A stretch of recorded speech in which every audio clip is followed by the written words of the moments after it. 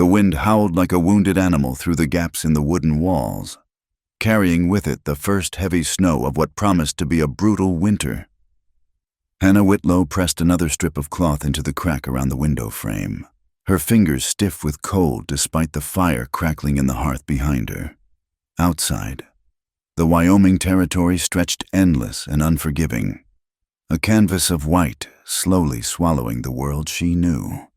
She paused in her work to retrieve the letter from her apron pocket, the same letter she'd read so many times the edges had grown soft as flannel. Elias Turner's handwriting was steady and practical, like the man himself was supposed to be, a widower with a small ranch near Fallow Ridge, looking for a wife to help tend his land and raise his 2 young boys. He'd promised to arrive before the heavy snows, to make her his bride and give her the respectability that came with the title, Mrs. Turner. That was 3 weeks ago. Hannah returned to her mending, but her eyes kept drifting to the door. The people of Mercy Ford had made their opinions clear enough. Spinster Whitlow. They called her when they thought she couldn't hear. 23 and still unwed, living alone on the edge of town like some wild thing. The men looked at her with a mixture of pity and something else that made her keep the Winchester by the door. The women whispered behind their hands at Sunday service, their eyes full of judgment and fear that her independence might be catching. Like a disease. The wind picked up, rattling the shutters with violent intent. Hannah's small flock of goats bleated nervously from the lean-to attached to the cabin. She'd need to check on them soon, make sure they had enough hay to last the storm. The chickens were already roosted for the night, tucked safe in their coop. Everything battened down, everything in its place. Everything except the man who should have been here by now. She set aside the window cloth and picked up her father's pocket watch from the mantel. 9:30. The etching on the back had worn smooth from her father's thumb. Then hers, a habit she'd inherited, along with his stubborn streak and his knowledge of herbs and healing. He'd been the closest thing to a doctor Mercy Ford had seen before the consumption took him 2 winters past. Now, Hannah filled that role when needed, though folks were mighty reluctant to call on an unmarried woman, even when their children burned with fever. The first knock came soft, almost lost in the wind. Hannah froze, her hand instinctively moving toward the rifle. The second knock was harder, more insistent. Then a third, heavy as a hammer blow. "Who's there?" she called, not moving from her position by the fire. Name's Cole Maddox. The voice was deep, roughened by cold or tobacco or both. "My horse threw a shoe 5 miles back. I saw your light."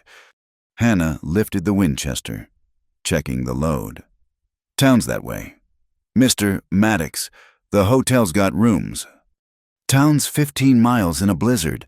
Ma'am, my horse is lame, and I—" A pause, then quieter. "I'd be obliged for shelter from the storm. Just the barn would do." Something in that pause made Hannah's skin prickle. She moved to the window, peering through a gap in the cloth. A lone figure stood on her porch, one hand braced against the wall. In the swirling snow, she could make out broad shoulders, a hat pulled low, and not much else. "You armed Mr. Maddox?" "Yes, ma'am. Colt .45 on my hip, rifle on my saddle. Man would be a fool to travel these parts without iron." At least he was honest. Hannah weighed her options. Christian charity demanded she help a traveler in need. Common sense demanded she protect herself. The wind made the decision for her, shrieking with renewed fury and driving snow horizontal across the porch. "Step back from the door," she commanded. "Keep your hands where I can see them." She lifted the heavy bar and cracked the door open. Rifle barrel first. The wind tried to tear it from her hands, sending snow swirling into the warm room. The man on her porch had stepped back as instructed, hands raised to shoulder height. He was tall, she noted, with dark hair plastered to his head where his hat had blown back.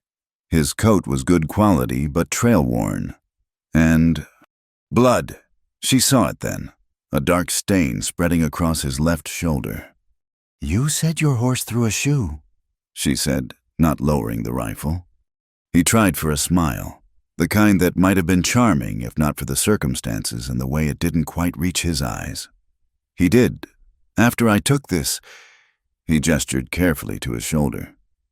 Knife wound, clean but deep. I've packed it best I could, but... Another gust of wind nearly knocked him sideways. He swayed but kept his hands up, that dangerous half-smile still playing at his lips despite the pain she could now see etched in the lines around his eyes. "I've no desire to harm you, ma'am," he said. "Just need shelter from the storm. I can pay. Keep your money." Hannah made her decision. "Get inside before we both freeze." He moved past her carefully, bringing the scent of horse, leather, and blood. She barred the door behind him and turned to find him standing in the middle of her small cabin, dripping melting snow onto the floorboards. In the lamplight, she could see him better. 30, maybe 32, with the kind of face that had seen too much handsome in a weathered way, like good leather left out in the sun.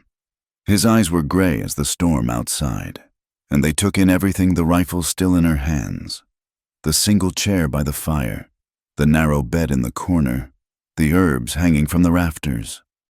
"I'll need to look at that wound," she said, her voice steadier than her hands. "Hang your coat on the peg there." He complied slowly, revealing a shirt soaked with blood on the left side. The wound was indeed from a knife too clean and deliberate to be accidental. Hannah had seen enough injuries to know the difference between a mishap and violence. "Who cut you, Mr. Maddox?" "Does it matter?" He sank into the chair she indicated, his control finally slipping enough to show his exhaustion. "It does if they're following you to my door." His laugh was short and bitter. "Not in this storm. They're not. And call me Cole. Mr. Maddox was my father, and he's been feeding worms these past 10 years. Hannah set the rifle within reach and fetched her medical supplies. "Shirt off." He raised an eyebrow at that, but complied, revealing a torso marked by several old scars and one very fresh wound. The knife had caught him just below the collarbone, deep enough to need stitching but missing anything vital. Lucky or skilled at dodging. Maybe both. She worked in silence, cleaning the wound with whiskey that made him hiss through his teeth. Her hands were steady now, falling into the familiar rhythm of healing. This she could do. This she understood. "You've done this before," he observed, watching her thread the needle. "My father was the closest thing to a doctor in these parts. Died 2 winters back." She began stitching, neat and precise. "Hold still." He did, though she could see the muscles in his jaw working as the needle pierced skin. No sound escaped him, but his knuckles were white where he gripped the chair arm. "There's laudanum if you need it," she offered. "No." The word came sharp. "I need my wits about me." More evidence that his wound hadn't come from a simple misunderstanding. Hannah finished the stitches and wrapped clean bandages around his shoulder. As she worked, she noticed something else, a chain around his neck, disappearing beneath what was left of his shirt. When he shifted, she caught a glimpse of what hung from it, a pocket watch, the case dented and the crystal cracked. Her blood ran cold. The watch bore initials etched in elaborate script, E.T. "Where did you get that watch?" The words came out harder than she intended. His gray eyes sharpened, following her gaze. "It was given to me." By whom? By someone who no longer needed it. He studied her face, understanding dawning in his expression. "You're waiting for someone who was supposed to arrive before the snow." Hannah stepped back, her hand moving unconsciously toward the rifle. "How long ago did Elias Turner stop needing his watch? Mr. Maddox." The silence stretched between them, broken only by the wind's howling and the pop of wood in the fire. Finally. Cole sighed, the sound heavy with more than physical pain. 3 weeks, he said quietly. Maybe 4. He died trying to get here, trying to get to you. The world seemed to tilt sideways. Hannah gripped the table edge to steady herself. "You're lying. I'm many things, Miss Whitlow, but not a liar." He reached for the watch with his good hand, holding it out to her. He asked me to bring this to you, said you'd know it was his by the inscription inside. Something about morning light and evening stars. Hannah's vision blurred. She knew those words. Elias had written them in his second letter, quoting some poem his late wife had loved. Her hands shook as she took the watch, opening the case to find the inscription exactly as described.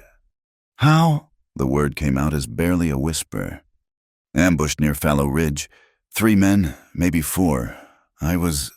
He paused, choosing his words carefully.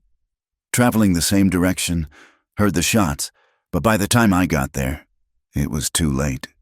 He lived long enough to tell me about you, about the marriage promise. Made me swear to bring you word." "And the men who killed him?" His dangerous smile returned, colder now. "They won't be troubling anyone else." The implication hung in the air between them. Hannah studied this stranger who'd brought death to her door along with the news of it. Everything about him screamed danger, from the gun worn low on his hip to the predatory grace with which he moved despite his injury. Yet he'd taken a knife wound to keep a promise to a dying man. "Why?" she asked. "Why risk your life for a stranger's last wish?" "Maybe I'm just partial to keeping promises." He pulled his bloody shirt back on with careful movements. "Or maybe I figured a man trying that hard to keep his word to a lady deserved to have it kept." Hannah turned away, unable to reconcile the conflicting emotions warring in her chest. Grief for a future that would never be.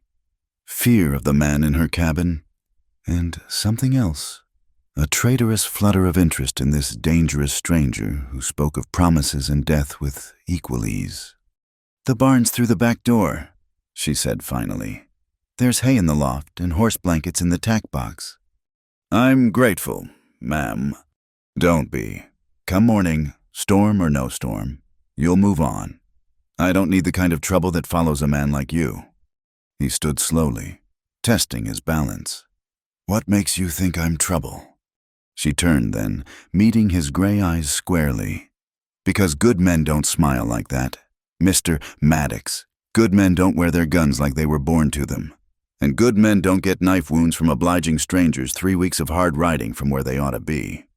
His smile widened, becoming something that made her pulse quicken with equal parts fear and something she didn't want to name. He touched the brim of his hat in a mockery of politeness. "You're right about all of that, Miss Whitlow. But then again..."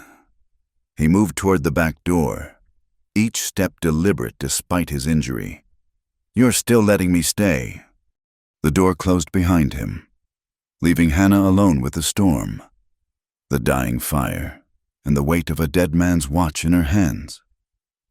She looked down at the cracked crystal, at the initials that should have spelled her salvation but now only marked another grave on the frontier. Outside, the wind howled its fury, and somewhere in her barn, a dangerous man with a dangerous smile was settling in for the night.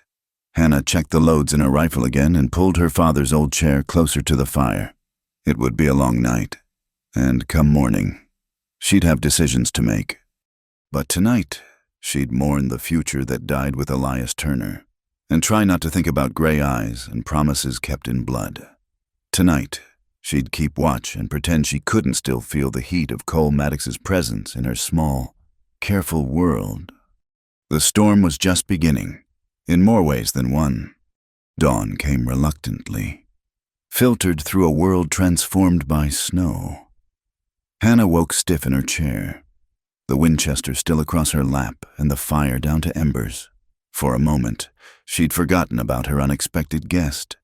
Then the events of the night crashed back. Elias dead, a stranger in her barn, and blood on her floor marking where he'd stood. She rose quietly, joints protesting the night spent upright. The storm had gentled to steady snowfall, adding to the 2 feet already blanketing the ground. Through the kitchen window, she could see the barn door was still barred from the outside, just as she'd left it. At least he hadn't tried to sneak into the house during the night. Hannah built up the fire and put coffee on to boil before steeling herself to check on her animals and her guest. The path to the barn was nearly invisible under fresh snow. She waded through it, rifle in hand, though she doubted Cole Maddox posed a threat this morning. Men bent on violence rarely waited through the night. She found him in the hayloft, wrapped in horse blankets but awake, his gray eyes tracking her movement as she climbed the ladder. His color was better, though pain still etched lines around his mouth. "Morning, Miss Whitlow. How's the shoulder?" "Still attached." He sat up carefully, revealing he'd kept his gun close through the night. Smart man. "I'm obliged for the shelter." Hannah studied him in the pale morning light. Yesterday's dangerous edge had softened slightly, replaced by something almost like vulnerability. Almost. "Coffee's on," she said, "and I need to check those stitches." He followed her back to the house, moving like a man who'd learned to be cautious of his body's limits. In her kitchen, he sat without being asked, accepting the cup she offered with a nod of thanks. "Storm's letting up," he observed. "Not enough for travel. Roads will be blocked for days." "Then I'll work for my keep." He met her skeptical look with that half-smile. "I'm handy enough when I'm not bleeding." Hannah unwrapped his bandages, pleased to see the wound was clean and closing well. As she worked, she couldn't help but notice things, the way he held himself still without tensing, the calluses on his hands that spoke of rope work and harder things, the way he watched the windows and door even while sitting quiet. "You never said who cut you," she said, applying fresh bandages. "Men who thought I had something that belonged to them." "Did you?" "No," he paused. "But I know where it is." Something in his tone made her look up. His eyes were on Elias's watch, which she'd left on the mantel. Elias was carrying more than a marriage promise when he died. Cole continued carefully. "The men who killed him were looking for something specific. When they didn't find it, they figured maybe his partner had it. You were his partner." "In a way," he rolled his shoulder experimentally. "We rode together for a spell. Did some jobs that weren't exactly legal but weren't exactly wrong either. Then Elias found religion, or maybe it found him. He wanted out, wanted to start clean with a wife and a proper life." Hannah's hand stilled. "What kind of jobs?" "The kind that involved moving money from places it shouldn't be to places it needed to go. The kind that certain powerful men pay well to have done quiet-like, until those same men decide they'd rather not have witnesses to their dealings." The coffee suddenly tasted bitter in Hannah's mouth. "Are you telling me Elias Turner was an outlaw?" "I'm telling you he was a man who made choices, same as we all do. Some good, some bad. But in the end, he was trying to choose right." Cole set down his cup. "There's a ledger. Miss Whitlow. Names, dates, amounts. Proof of which territorial judges take bribes. Which land commissioners forge claims. Which cavalry officers sell government supplies. Elias helped compile it over 2 years of courier work. And now they think you have it. They know I don't. That's why I'm still breathing. But they think I know where Elias hid it. And they're not wrong." Hannah felt the walls of her small cabin closing in. "Why are you telling me this?" "Because in about 2 days, maybe 3, those same men are going to figure out that Elias was coming here. They'll come looking, and they won't be polite about it." His gray eyes held hers steady. "You need to decide if you're going to run or if you're going to fight." "This isn't my fight." "It became yours the minute Elias chose you." Cole leaned forward. "He talked about you those last minutes. Said you were different from the women who wanted safe men with safe lives. Said your letter spoke of strength and intelligence. He thought you could handle the truth of what he'd been." "He was wrong." Hannah stood abruptly, needing distance. "I wanted safety. I wanted respectability. I wanted a husband who'd give you what this town won't respect for something other than your marital status." Cole's voice was gentle now, understanding. "But that was never going to come from a man like Elias, even if he'd lived. Men don't change that much. Miss Whitlow, they just learn to hide their nature better." A knock at the door made them both freeze. Hannah grabbed the rifle as Cole rose smooth and silent, his hand dropping to his gun. "Hannah, it's Deputy Ruiz. I'm checking on folks after the storm." Hannah recognized the voice Alma Ruiz, one of the few women in town who'd ever treated her as an equal rather than a curiosity or a threat. She was also one of the few truly honest lawkeepers in the territory. "Just a moment," Hannah called, looking at Cole. He'd positioned himself behind the door, ready but not threatening. She made her decision. "Put the gun away and sit down. You're my hired hand, helping with storm damage." He nodded, understanding immediately. By the time Hannah opened the door, he was back in the chair, looking like any trail hand nursing coffee after a hard night. Alma Ruiz stood on the porch, snow dusting her practical coat and the badge she wore with uncommon pride for a woman in a man's profession. Her dark eyes took in the scene with professional interest. "Morning, Hannah. Heard you had a visitor last night." Of course she had. Even in a blizzard, gossip traveled in Mercy Ford. "Mr. Maddox's horse threw a shoe. I couldn't turn him out in the storm." Alma's gaze lingered on Cole, noting the bandages visible through his shirt. "Rough traveling weather for a man already injured." "Caught myself on some wire 2 days back," Cole said easily. "Miss Whitlow was kind enough to stitch me up." "Lucky you found the one person in 50 miles who knows doctoring." Alma stepped inside without invitation, a liberty only she could take. "I don't believe we've met, Mr. Maddox. I make it my business to know who's passing through." "Just a ranch hand looking for winter work." Cole met her gaze steadily. "Though with this storm, I might be looking longer than planned." Alma studied him with the same intensity she'd use on a suspect.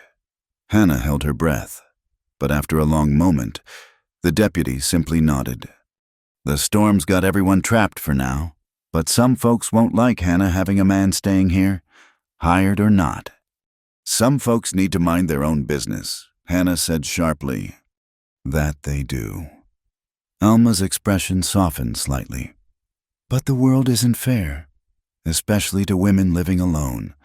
Just be careful, Hannah, both of you." After she left, Cole let out a breath. "She's a smart woman. She knows you're not just a ranch hand. But she's not pushing it. Means she trusts your judgment or she's waiting to see what game we're playing." He stood, testing his shoulder again. "Either way, we bought some time." Hannah watched him move around her small kitchen like he belonged there, and felt something shift inside her chest. "We?" He turned, that dangerous smile playing at his lips again. "You didn't throw me out? That makes it we for now." She wanted to argue, but he was already heading for the door. "Where are you going?" "To check your animals and fix what I can. Hired hand. Remember besides." He paused at the door. "I meant what I said. I'll work for my keep." The rest of the morning passed in strange domesticity. Cole proved as good as his word, tending the animals, patching holes in the chicken coop where the wind had torn through, hauling water from the well. Hannah caught herself watching him work, noting the efficient way he moved despite his injury.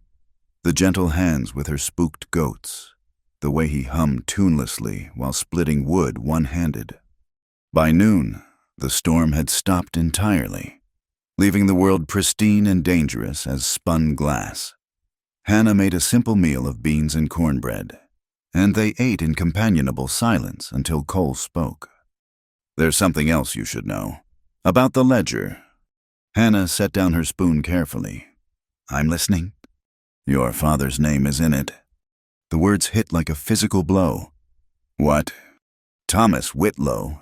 He did surveying work for the Territorial Commission 5 years back. Found discrepancies in some land claims parcels being sold that didn't exist. Boundaries redrawn to steal from Shoshone territory. He reported it, but nothing came of it. The ledger suggests why." "My father was an honest man." Her voice came out harder than intended. "I believe that. The entries show he refused their bribes, kept filing reports, right up until he got sick." Cole's eyes were sympathetic but unwavering. Consumption's a funny disease. Sometimes it comes natural. Sometimes it comes from blankets that spent time in a consumption ward before being gifted to a troublesome surveyor. Hannah's hands clenched into fists. You're saying they murdered him? I'm saying the ledger tells an interesting story about why an honest surveyor suddenly took ill and died, leaving his daughter conveniently alone and vulnerable. The room spun slightly. Hannah gripped the table edge, rage and grief warring in her chest.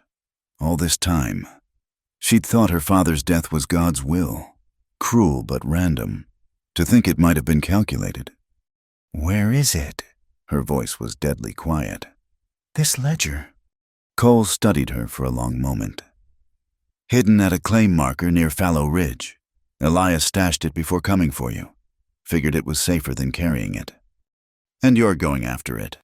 Eventually, when my shoulders healed and the roads are clear. No.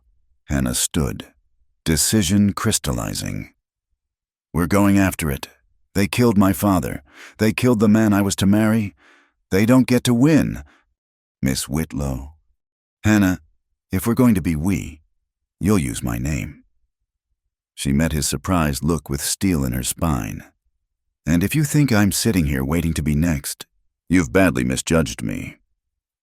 That dangerous smile returned, but this time she saw approval in it. All right then, Hannah, but if we do this, we do it smart. These aren't common outlaws we're dealing with. They're powerful men with badges and laws on their side. Then we'll need to be smarter. Hannah moved to her father's old desk, pulling out papers and maps. Tell me everything about this ledger, every name you remember. They spent the afternoon planning, heads bent together over her father's old survey maps. Cole's knowledge of the territory impressed her. He knew every trail, every hidden canyon, every place a man could ford up or stage an ambush. But it was Hannah who knew the people, the connections between the powerful families, the old grievances and new alliances.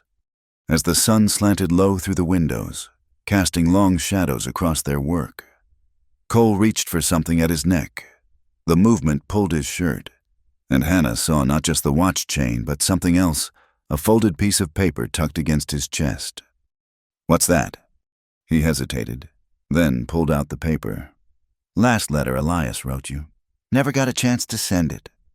Hannah's hands trembled as she took it. The writing was shakier than his others, obviously penned in haste. Asterisk. My dear Hannah, by the time you read this, I'll either be your husband or you'll be reading the words of a dead man. I've done things I'm not proud of, but finding you through our correspondence has been my redemption. You deserve the truth, all of it, and I pray you're strong enough to forgive the man I was for the sake of the man I'm trying to become. There's a storm coming, one I helped create, but with God's grace and your courage, perhaps we can weather it together. Forever yours in hope, Elias Asterisk. Tears blurred her vision. She'd wanted safety, respectability, a simple life with a good man. Instead, she had a dead fiancé who'd been an outlaw, a dangerous stranger in her kitchen, and a fight against men who killed as easily as they breathed. He loved you, Cole said quietly, in his way. He didn't even know me. He knew enough. Cole stood, moving to the window to watch the sunset paint the snow crimson. Question is, what do you know about yourself? Are you the woman who wanted safety, or are you the woman who stitches up dangerous men and plans revenge over afternoon coffee? Hannah joined him at the window, close enough to feel the heat radiating from his body. Maybe I'm both. Maybe you are. He turned slightly, looking down at her with those storm-gray eyes. That's a dangerous combination. Hannah Whitlow. So is a reformed outlaw with a conscience. Who says I'm reformed? She should have been afraid, should have stepped back, grabbed her rifle, done something sensible. Instead, she found herself studying the angles of his face, the way the dying light caught in his dark hair, the pulse beating steady in his throat. You came back, she said simply, to keep a promise to a dead man, to warn a woman you'd never met, That's not the act of an unreformed outlaw. Something shifted in his expression, the perpetual guard dropping just a fraction. Don't make me into something I'm not. I've done plenty worth condemning. Haven't we all? Hannah moved away, breaking whatever spell had been building. But it's what we do next that matters. A sound outside made them both tense horses, moving fast despite the snow. Cole was at the window in an instant, gun drawn. 3 riders, he reported. Coming hard. Hannah grabbed her rifle, heart racing. Had they found her already? But as the riders came closer, she recognized the lead horse. It's Judge Blackwell. Cole's expression darkened. The territorial judge? Yes, he owns half the valley. Why? Because his name is all over that ledger. Cole checked his ammunition with practiced ease.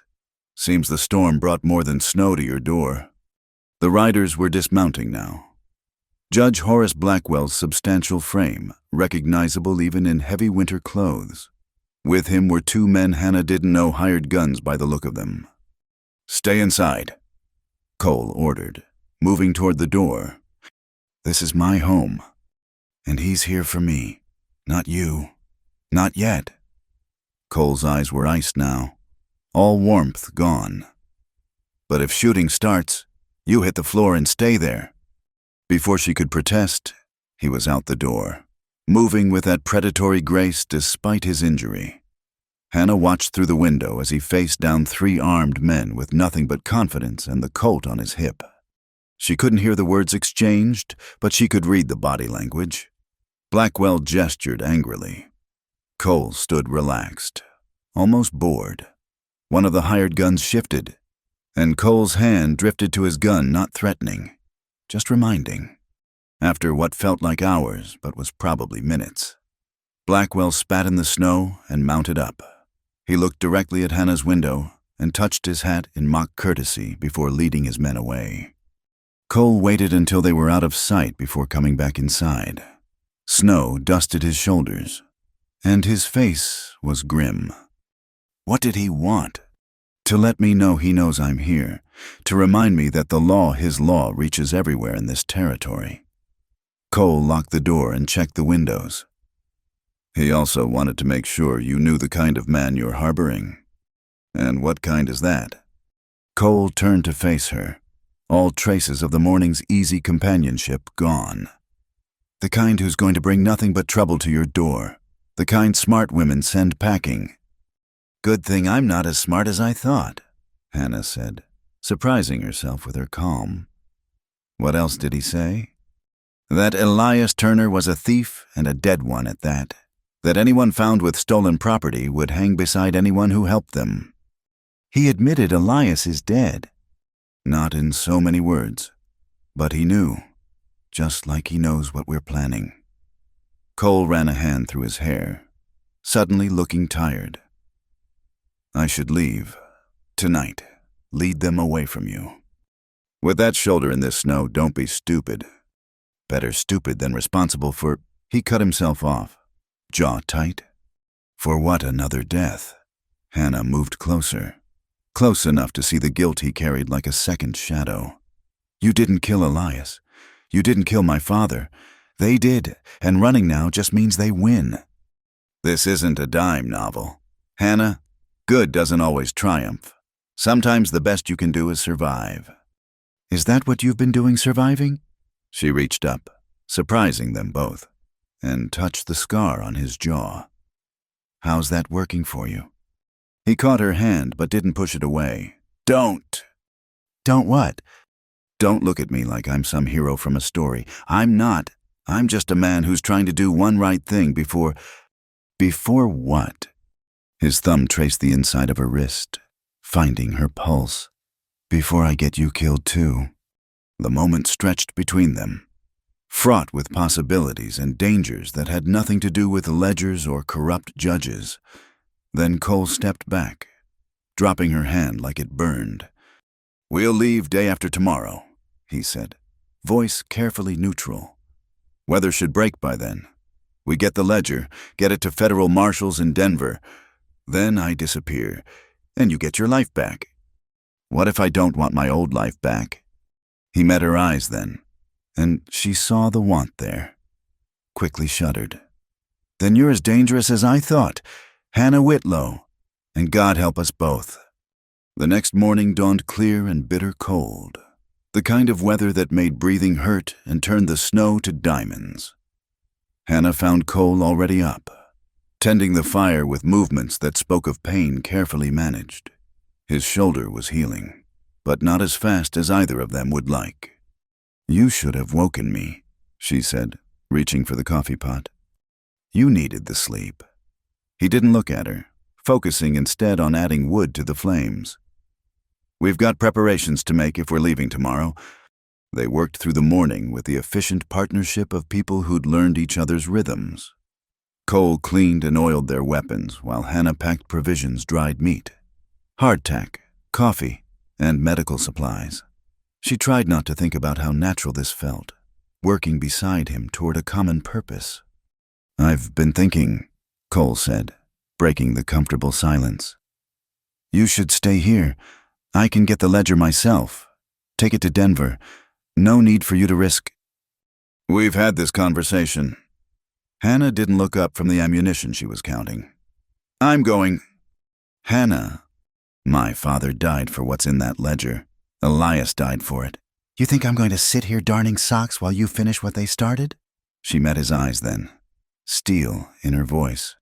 I've spent 2 years being what this town expected, quiet, proper, keeping to my place. I'm done with that. Cole studied her for a long moment, then nodded slowly. All right, but we do this my way. You follow my lead. No questions when it counts. When it counts, she agreed. But I'm not some helpless Eastern lady who'll faint at the first sign of trouble. I'm counting on that. His smile was grim. Because trouble's definitely coming. As if summoned by his words. They heard horses approaching. Hannah reached for the rifle, but Cole held up a hand, peering through the window. Just one rider, moving slow. He relaxed fractionally. It's your deputy friend. Alma Ruiz dismounted carefully, her movement suggesting she'd been riding hard despite the snow. Hannah let her in, noting the tension in the deputy's usually calm demeanor. We need to talk, Alma said without preamble, accepting the coffee Hannah offered. Judge Blackwell's been busy. He's got warrants drafted: theft, conspiracy, harboring fugitives. Names left blank for now, but it doesn't take much imagination to fill them in. Cole leaned against the wall, arms crossed. Let me guess he's just waiting for the right moment to serve them. Soon as you make a move for whatever it is everyone thinks Elias Turner had. Alma's dark eyes were knowing. Which I'm guessing you're planning to do. You're guessing wrong. Hannah lied smoothly. Hannah, I've known you since your father was alive. You're many things, but you're no liar. Alma set down her cup with a deliberate care. So let me be clear. Officially, I know nothing. I see nothing. But unofficially, she pulled a folded paper from her coat. May Lynn at the telegraph office thought you might find this interesting. Hannah unfolded the telegram, Cole reading over her shoulder. It was from a federal marshal in Denver, responding to an inquiry about territorial corruption investigations. You contacted federal authorities. Cole's voice held new respect. Like I said, officially, I know nothing. But if someone were to have evidence of corruption reaching into federal contracts, say, Army supply lines or land grants, well, that would be of considerable interest to certain parties who outrank Judge Blackwell. Why? Hannah asked. Why help us? Alma's expression hardened. Because I've been a deputy here for 3 years, and I've watched Blackwell and his cronies twist the law into something ugly. Because good people like your father end up dead while thieves get rich. Because I swore an oath to uphold justice, not whatever mockery Blackwell's made of it. She stood, settling her coat. Storm's breaking. Roads should be passable by tomorrow afternoon. If someone were planning to travel to, say, Fallow Ridge, They might want to know that Blackwell's men are watching the main routes. And the back trails, Cole asked. Interesting thing about jurisdiction. My authority extends to patrol routes, including the old Shoshone hunting paths through the northern passes. I might need to patrol those tomorrow. Shame if I missed anyone using them. After she left, Hannah felt the weight of what they were attempting settle more heavily on her shoulders. This wasn't just about retrieving a ledger anymore. It was about choosing sides in a war that had been simmering beneath the surface of territorial politics. She's taking a big risk, Cole observed. We all are. Hannah returned to her packing, needing the distraction. Tell me about your brother, the one you mentioned, Micah. Cole's hand stilled on the rifle he was cleaning. Why? Because we might die tomorrow, and I'd like to know something real about the man I'm riding with. He was quiet so long she thought he wouldn't answer. Then, voice low, Micah was 8 years younger, smart, funny, terrible at cards but always wanting to play. Our parents died when he was 12. Fever took them both. I was 20, thought I knew everything. His laugh was bitter. Turns out knowing how to shoot doesn't prepare you for raising a kid. What happened to him? Took work where I could find it. Not all of it legal. Told myself I was providing for him, keeping us fed and sheltered. Micah wanted to be like his big brother, started running with older boys. Getting into trouble, I was away on a job when he decided to rob a stage on his own. Guard shot him. He was 17. The words hung heavy between them. Hannah moved without thinking, laying her hand over his where it gripped the rifle stock. I'm sorry. Don't be. It was my choices that killed him, sure as if I'd pulled the trigger myself. Cole turned his hand palm up, interlacing their fingers. That's why I rode with Elias. He reminded me of Micah, that same mix of ambition and righteousness. Thought maybe if I kept him alive, it would balance the scales somehow. But you couldn't save him either. No, but I can finish what he started, make his death mean something. He squeezed her hand gently before letting go. That's all any of us can do, try to make our choices mean something. They worked in companionable silence until afternoon. Shadows grew long.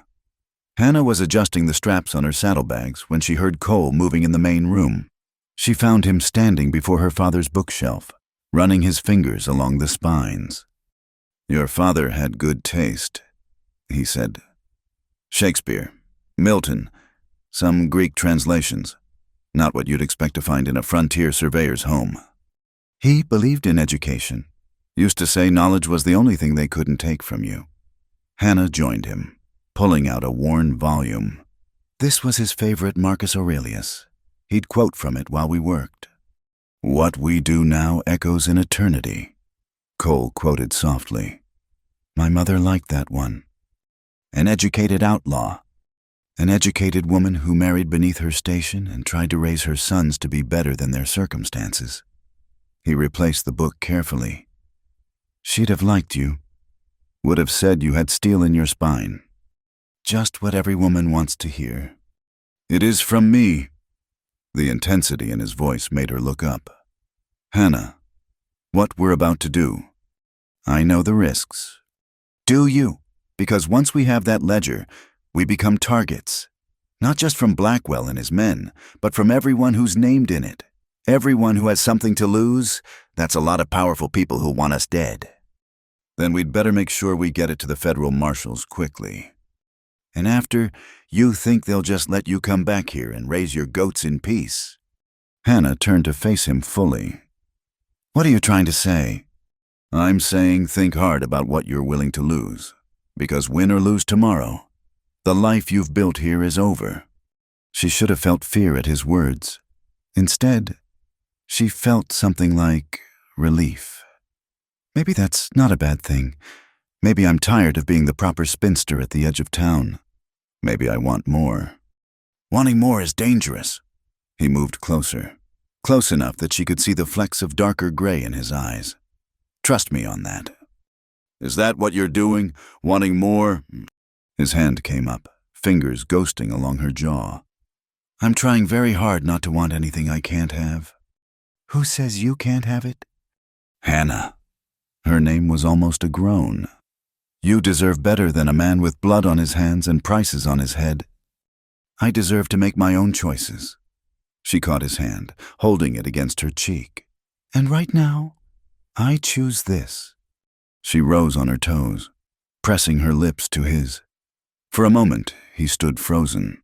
Then his arms came around her, pulling her against him as he deepened the kiss. He kissed like he did everything else with intensity and skill that spoke of experience, but also with a tenderness that made her heart ache. When they finally broke apart, both were breathing hard. Cole rested his forehead against hers, eyes closed. This complicates things. Everything about this is complicated. Hannah's hands fisted in his shirt. But I'm tired of simple, tired of safe. You say that now? She silenced him with another kiss, shorter but no less intense.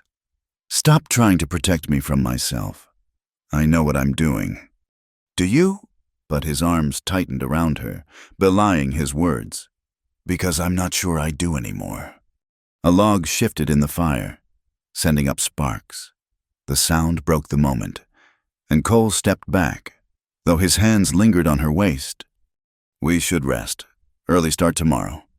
Hannah wanted to argue, to pull him back, to explore this new territory opening between them.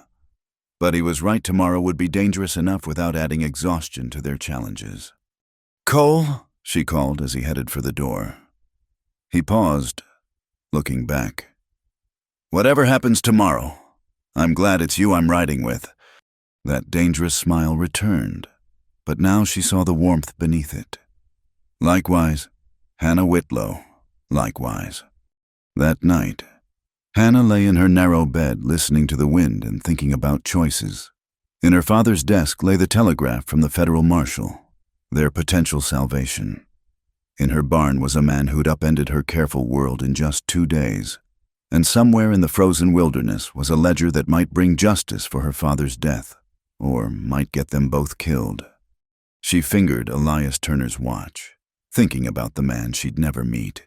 He'd wanted redemption, a new life, a chance to be better than his past. In the end, his past had caught him. But his death had brought Cole to her door, and despite everything, or perhaps because of it, she couldn't regret that. Tomorrow they'd ride into danger. Tonight, she'd allow herself to want more than safety, to want justice, to want the dangerous man with the dangerous smile who kissed her like she was something precious. The wind howled outside, but inside, the fire burned steady. On the mantel, her father's book stood sentinel. In the barn, Cole kept watch, and in her heart, something new took root, not love, not yet, but the possibility of it. She thought of her father's favorite quote from Marcus Aurelius, "What we do now echoes in eternity." Tomorrow, she'd help steal evidence that could topple powerful men. She'd ride with an outlaw toward an uncertain future. She'd choose courage over comfort, justice over safety. And if they survived, she'd explore what it meant to be more than spinster Whitlow at the edge of town. She'd discover what kind of woman emerged when the constraints of propriety fell away. She'd find out if a reformed outlaw and a surveyor's daughter could build something lasting from the ashes of their former lives. The lamp flickered, casting dancing shadows on the walls. Hannah turned it down and settled into sleep, one hand on the rifle beside her bed, the other clutching Elias's watch. Tomorrow would bring whatever it brought. Tonight, she was exactly where she chose to be. In the barn, she knew Cole was making his own preparations, his own choices. Whatever happened at Fallow Ridge, they'd face it together. 2 damaged people seeking redemption, justice, and maybe, just maybe, something worth the risk of wanting more. The morning air bit sharp as broken glass when Hannah descended to the kitchen. She found Cole already there, studying her father's old survey maps by lamplight. His shoulder moved easier now, she noted, though he still favored his left side. Couldn't sleep either, she asked, pouring coffee from the pot he'd already prepared. Old habit. Besides, wanted to memorize these routes before we set out. He traced a finger along a faint line. Your father marked something here, Cotton Creek Spring. Ring any bells?" Hannah leaned over his shoulder, trying to ignore how his proximity affected her pulse. Papa mentioned it once, said it never ran dry, even in drought years. The Shoshone considered it sacred. Might be where Elias hid the ledger. It's near Fallow Ridge, but off the main trails. Cole rolled the map carefully. Smart man, your father. These notations could save our lives today. As if in answer to his words, they heard horses approaching fast, both tensed. But it was Mei Lin Chen's distinctive wagon that pulled up outside. The Chinese woman who ran the general store and unofficial message service climbed down, her usually serene face tight with urgency. "Trouble coming," she said without preamble when Hannah let her in. "3 men rode through town last night, asking questions about you, about him." She nodded at Cole. "They're at the hotel now, but won't stay long." "Crane's men?" Cole asked. One tall, scarred face, missing 2 fingers on left hand. Cole's expression darkened. "Jake Slade, Ezekiel Crane's right hand. If he's here, Crane's not far behind." Mei Lin pulled several items from beneath her heavy cloak. "Figured you might need supplies.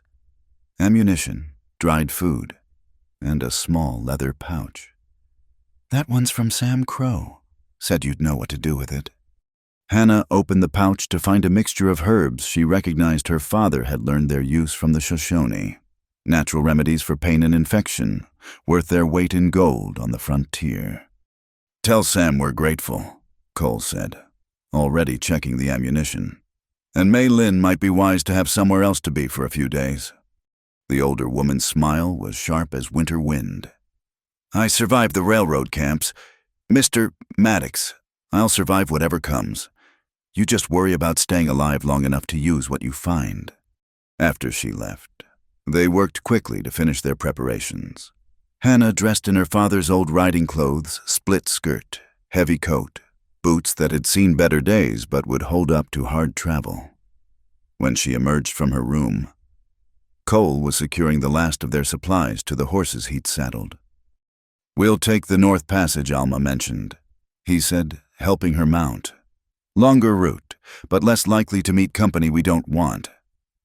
They rode out as dawn painted the sky pale pink and gold. Hannah looked back once at her small cabin, wondering if she'd see it again. Then she faced forward, following Cole into the wilderness that had claimed both her father and the man she was to marry. The first hours passed in relative quiet, broken only by the crunch of snow under hooves and the occasional call of a hawk. Cole rode like a man born to the saddle, constantly scanning their surroundings, reading the land for threats. Hannah found herself studying him instead of the scenery, the way he held himself, the unconscious grace of his movements, the way his hand never strayed far from his gun. "You're staring," he said without turning around. "Just wondering what I've got myself into. Still time to turn back." "No," she said firmly. "There isn't." They stopped at midday to rest the horses and eat a cold meal. Cole showed her how to read the signs in the snow, which tracks were fresh, which direction the wind had blown during the night, where men might set an ambush. "You've done this before," she observed, "running from the law." "More times than I care to count." He handed her his canteen, though usually I was guilty of whatever they wanted me for. "And now I'm just trying to do one right thing." His gray eyes found hers. Maybe 2. Before she could ask what he meant, he stiffened, head tilted. A second later, Hannah herded 2 horses moving fast somewhere behind them. "Mount up," Cole ordered, already swinging into his saddle. "We need to move." They pushed the horses harder now, following a treacherous path that wound between towering rocks and fallen timber. Hannah's mount stumbled once, and Cole's hand shot out to steady her, their horses dancing dangerously close to the edge of a steep drop. "Easy," he murmured, though she wasn't sure if he was talking to her or the horses. "We're almost to cover." He led them into a narrow canyon, barely wide enough for single file. Ancient walls rose on either side, carved by wind and water into fantastic shapes. At the far end, Hannah glimpsed something that made her heart skip a flash of green against the white. Cotton Creek Spring bubbled up from the rocks, feeding a small grove of cottonwoods that had somehow survived the winter. The trees grew thick around the water, their bare branches forming a natural shelter. "This is it," Cole confirmed, dismounting quickly. "Keep watch while I search." But Hannah was already off her horse, her father's surveyor instinct stirring. "Wait, Papa always said water finds the hidden places. If Elias knew about this spot." She studied the rocks around the spring, looking for anything out of place. They're a pile of stones that looked too deliberate, too carefully arranged to be natural. Together, they pulled the rocks aside to reveal an oilcloth-wrapped bundle. "The ledger," Cole breathed, unwrapping it carefully. The book was thick, bound in dark leather, pages covered with neat columns of names, dates, and figures. Hannah read over his shoulder, her stomach turning as she recognized name after name. Judge Blackwell featured prominently, but he was far from alone. Military officers, territorial officials, even a federal judge, all carefully documented in their corruption. "This is bigger than we thought," she said. "This is enough to bring down half the territory's power structure." Cole rewrapped the ledger quickly. No wonder they want it so bad. The sound of horses echoing off canyon walls cut short any celebration. Cole shoved the ledger inside his coat and drew his gun in one smooth motion. "They found us faster than I expected. Get behind those rocks." "Cole." "Now, Hannah." She grabbed the Winchester from her saddle and took cover as 3 riders appeared at the canyon mouth. Jake Slade led them, his scarred face twisted in a cold smile. Well, Cole Maddox, boss has been looking for you. Tell Crane I'm flattered." Cole stood relaxed, hand easy on his gun. "But I'm a little busy right now." "Oh, I think you've got time for old friends." Slade's eyes flicked to Hannah's position. "That the Whitlow woman heard she was sweet on that fool Turner. Shame what happened to him." "Yeah," Cole's voice went deadly quiet. "Real shame." Hannah saw the shift in his stance, the subtle preparation for violence. She eased the rifle to her shoulder, remembering everything her father had taught her about shooting. "Now, you can make this easy," Slade continued. "Hand over what Turner stole, and maybe we let the woman walk away. Maybe." "Counter-offer," Cole said. "You turn around and ride out, and I don't put a bullet in you." Slade laughed. 3-1. Maddox, you ain't that good. Want to bet your life on it?" The tension stretched wire-tight. Hannah could hear her own heartbeat, feel sweat on her palms despite the cold. Then everything exploded into motion. Cole's draw was lightning fast, his first shot taking one rider out of the saddle before the man could clear leather. Hannah fired at the second man, her shot going wide but close enough to spoil his aim. Cole was already moving, diving behind a boulder as Slade's gun barked. The canyon erupted in gunfire, echoes bouncing off stone walls until it sounded like an army was shooting. Hannah lever-actioned another round. Fired. Repeat. Her shots kept Slade's surviving companion pinned while Cole maneuvered for position. "Give it up, Maddox," Slade shouted. "Crane's got 20 men coming. You're just delaying the inevitable." Cole's answer was another shot that sent rock chips flying inches from Slade's head. But Hannah noticed something the men hadn't. Water from the spring was undermining the rocks where Slade had taken cover. The recent snowmelt had saturated the ground, making it unstable. She shifted her aim, firing not at Slade but at the rocks above him. The impact was enough. With a grinding roar, a section of the canyon wall gave way, sending tons of rock sliding down. Slade threw himself sideways, barely avoiding being crushed. His companion wasn't so lucky. When the dust settled, only Slade remained, bloodied and separated from his horse. "Seems the odds have changed," Cole observed, stepping into the open. Slade's scarred face twisted with rage, but he was smart enough to know when he was beaten. "This ain't over. Maddox, Crane will hunt you to the ends of the earth." "He's welcome to try." Cole kept his gun trained on Slade as the man limped to his horse. "But you tell him something for me. Tell him I've got what Turner died for, and I'm taking it where it'll do the most good. His days of owning this territory are numbered." Slade mounted painfully, hatred burning in his eyes. "The woman, too. She's part of this now." "The woman can speak for herself," Hannah said, stepping out with the Winchester steady in her hands. "And yes, I'm part of this. Tell Crane, tell Blackwell, tell whoever else needs to know Thomas Whitlow's daughter isn't running. Not anymore." Slade spat blood into the snow. "You just signed your death warrant, girl."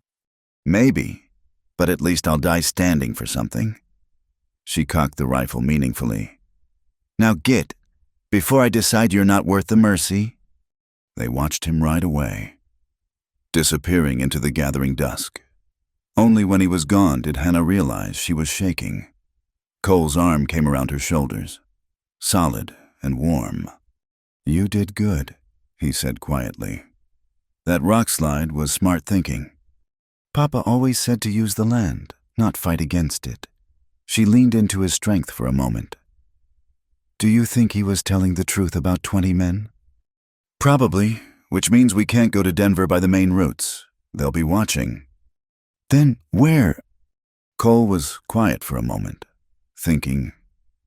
"There's a telegraph station at Fort Steele, about 2 days' ride through the mountains. Military post even Crane wouldn't attack there. We could wire the federal marshals, have them meet us." "Through the mountains in winter," Hannah pulled back to look at him. "That's asking for trouble of a different kind.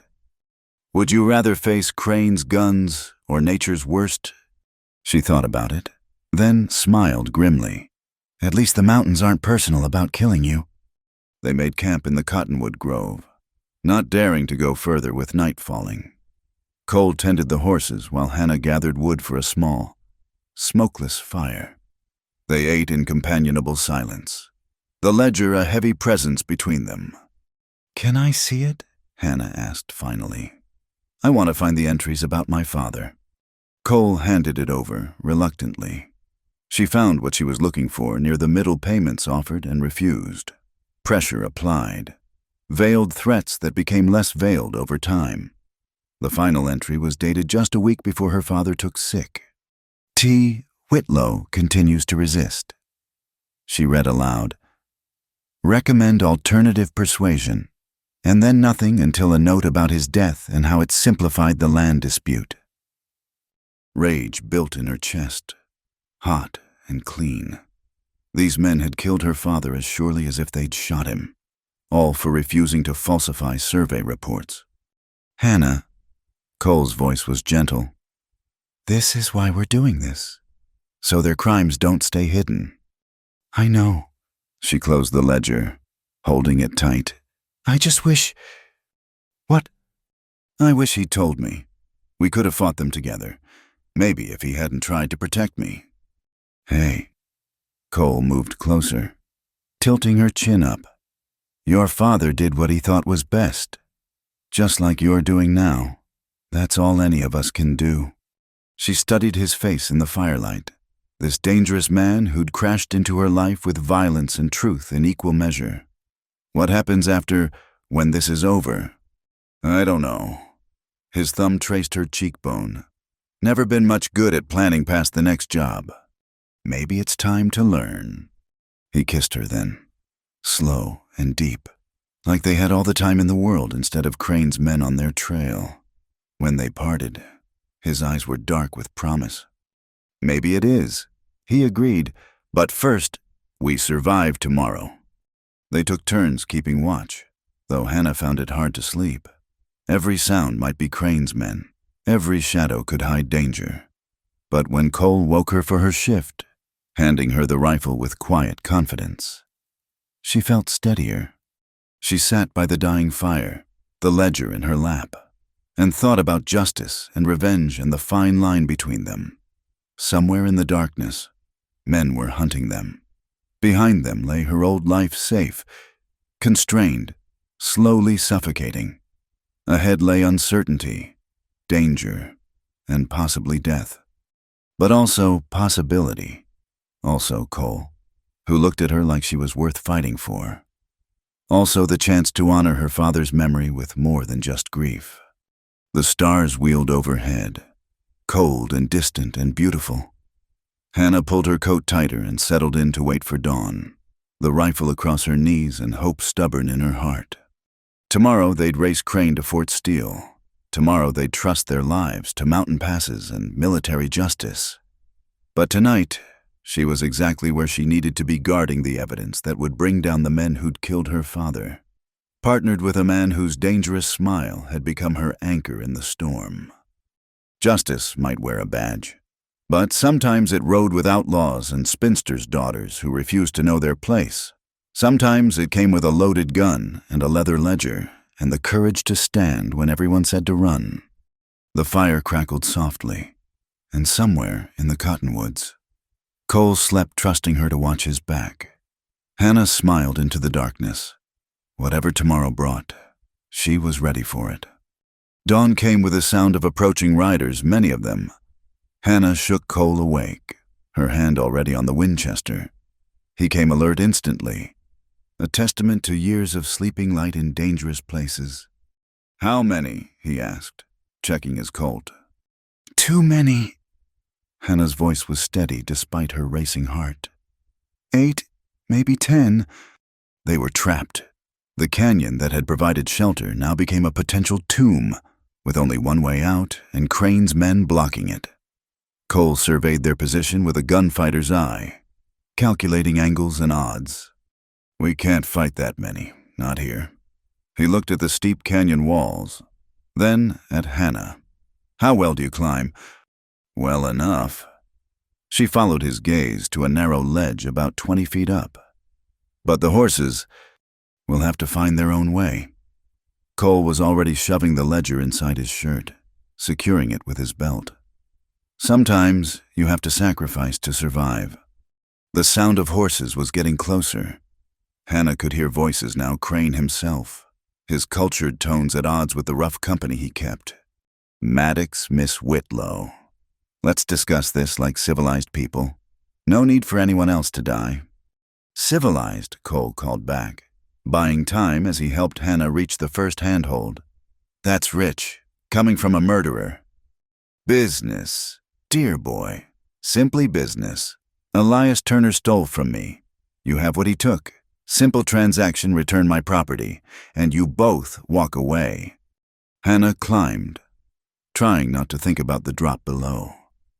The ledge was barely wide enough for one person, but it ran along the canyon wall toward a cluster of larger rocks that might offer better cover. "Turner didn't steal anything," Cole replied, climbing up after Hannah. "He just wrote down the truth.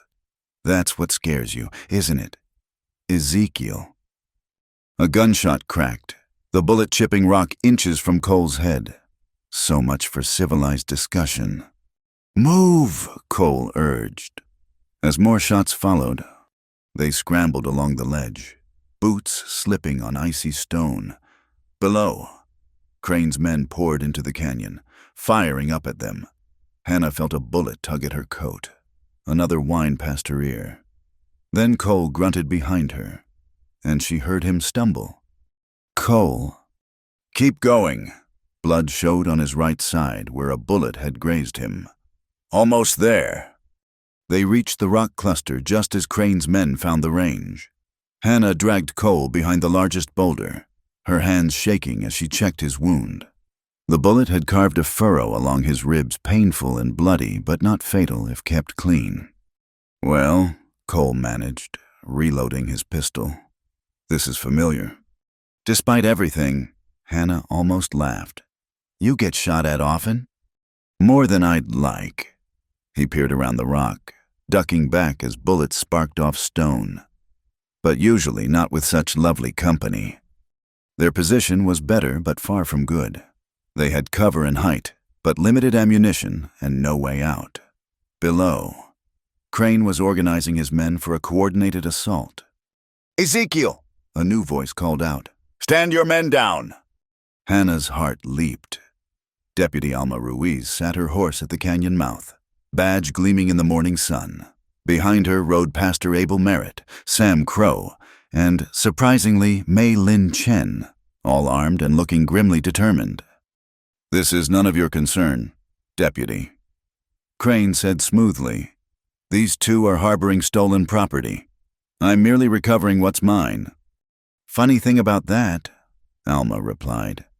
Judge Blackwell's warrant names them all right, but it seems his authority's been suspended pending federal investigation.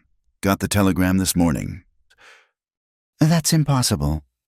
That's what happens when evidence of corruption reaches the right people.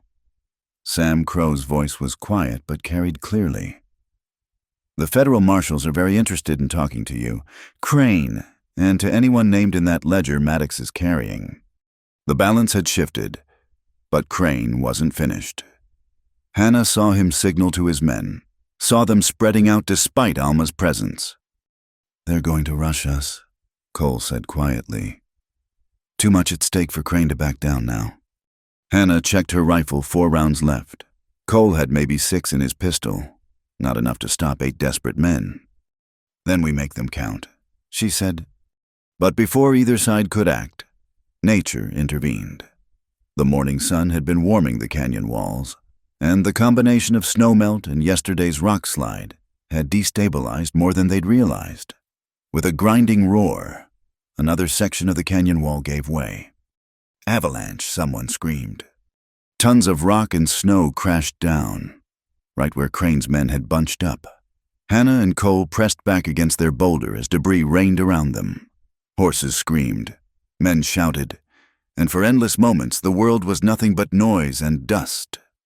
When it cleared, the canyon floor was transformed. Half of Crane's men were down, trapped or fleeing. Crane himself stood in the clear, his fine clothes covered in dust, face twisted with rage. Now, Alma shouted. Throw down your weapons! Some of Crane's surviving men complied. Seeing the situation had turned, but Crane himself drew his pistol, aiming not at Alma, but up at Cole and Hannah. 3 shots rang out almost simultaneously. Crane's bullet sparked off the rock by Hannah's head.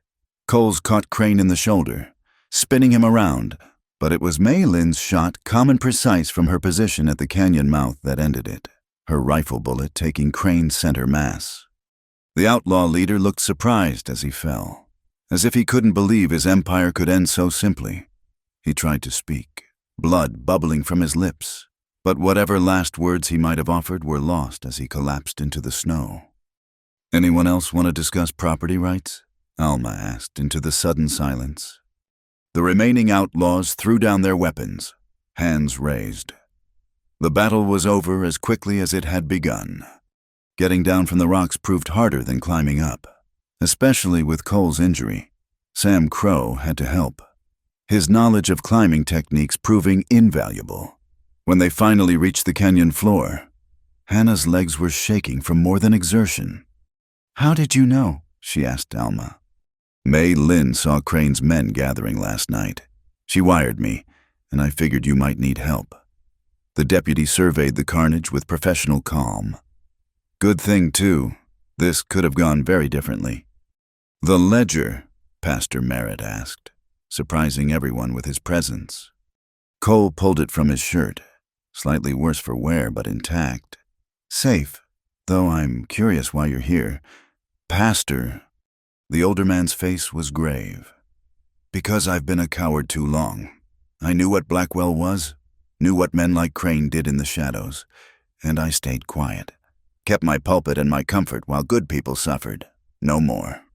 Hannah felt a surge of respect for the man. It took courage to admit fault, more to act on it. The federal marshals are already on their way. Alma continued. Should be here by tomorrow. We'll keep the ledger safe until then. No. Cole's voice was firm. I'll keep it. Nothing personal. Deputy. But I've seen too many lawmen turn for the right price. Alma studied him, then nodded. Fair enough, but you'll stay where I can see you until they arrive. They made a strange procession back to Mercy Ford, the wounded outlaw and the spinster, the Mexican deputy and the Chinese merchant, the Shoshone scout, and the repentant pastor.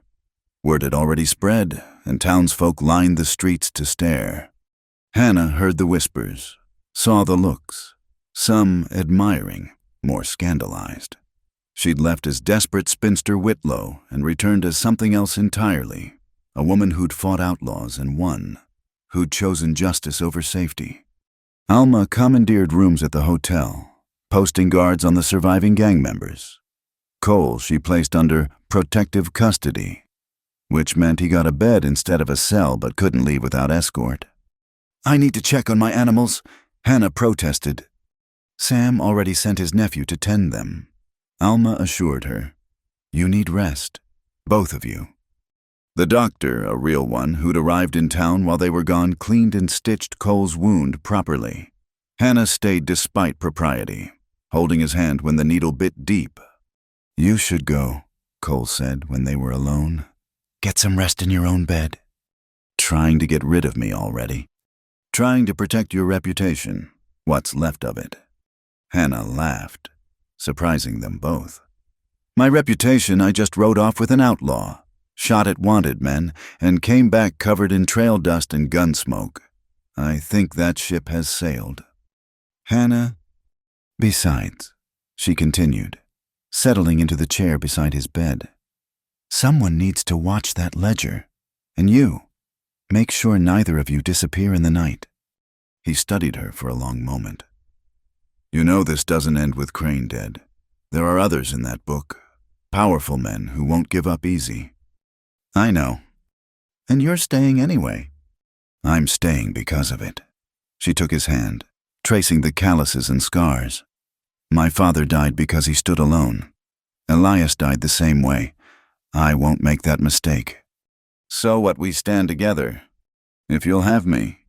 His fingers tightened around hers. "Hannah Whitlow, I think you might be more dangerous than any outlaw I've ever known." "Good. Then maybe we have a chance." They sat in comfortable silence as the sun tracked across the floor. Outside, they could hear the town buzzing with excitement and speculation. Tomorrow would bring federal marshals, testimonies, the slow wheels of justice beginning to turn. But tonight, Hannah was content to sit beside this dangerous man who'd brought truth and violence to her door in equal measure. The ledger sat on the table between them, innocuous looking for something that would topple powerful men. Her father's work, Elias's sacrifice, their own bloodshed all led to this moment. "What will you do after?" she asked as shadows lengthened. "When the marshals have the ledger." Hadn't thought that far ahead. Usually don't. Cole's thumb brushed across her knuckles. "Though I'm starting to think planning might have its merits. I have a suggestion." "Oh." "That hired hand position is still open. My roof needs work before next winter. The chicken coop could use expanding, and I've been thinking about adding to my goat herd." Cole's laugh was soft and wondering. "You're offering me a job after all this?" "Someone needs to do the work, and you did promise to earn your keep." "That I did." His gray eyes were warm as summer storms. "Though I should warn you, I've never been much for settling down." "Neither have I. Maybe we can learn together." A knock interrupted whatever he might have said. Mei Lin entered with a dinner tray, her usual serene expression back in place. "Thought you might be hungry. Both of you." She set the tray down, then surprised them by pulling out a small bottle. Medicine, from Sam Crow, for the wound. "Tell Sam thank you," Cole said. "Tell him yourself. He'll be by tomorrow." Mei Lin paused at the door. "The town's talking about what you did, both of you. Some say you're heroes, some say you're fools." "What do you say?" Hannah asked. The older woman's smile was enigmatic. "I say you're alive, and the men who killed your fathers are not in my book. That's a good day's work." After she left, they ate in companionable silence. The food was simple but satisfying. and Hannah realized she couldn't remember her last proper meal. When they finished, she stood reluctantly. "I should go. Let you rest." Cole caught her hand. "Stay, just a little longer." She shouldn't. It wasn't proper, wasn't safe for what remained of her reputation. But then again, when had she ever chosen safety? "All right, but you need to sleep." "I will. Just stay where I can see you. Make sure you're real." The vulnerability in his voice undid her. She pulled the chair closer, keeping hold of his hand. "I'm real. I'm here. I'm not going anywhere." He smiled, that dangerous expression softened by exhaustion and something that might have been hope. "Good, because I'm starting to think I might need you around." Hannah Whitlow. "Only starting." "Well, a man has to keep some mystery." She laughed softly, and he closed his eyes, keeping her hand in his. Within minutes, his breathing deepened into sleep, but his grip never loosened. Hannah sat in the gathering darkness, standing guard over this man who'd changed her world in a handful of days. Tomorrow would bring new challenges, new dangers. The ledger would bring justice, but also retribution from those it named. Their fight was far from over. But tonight, they were safe. Tonight, they were together. And for now, that was enough. The storm had passed, leaving the world clean and new. And in a hotel room in Mercy Ford, a spinster and an outlaw began to imagine a future neither had dared dream of alone. The federal marshals arrived with the morning sun, 3 hard men who looked like they'd been carved from the same stone as the mountains. Marshal Tom Bradley, their leader, was a grizzled veteran with eyes that missed nothing.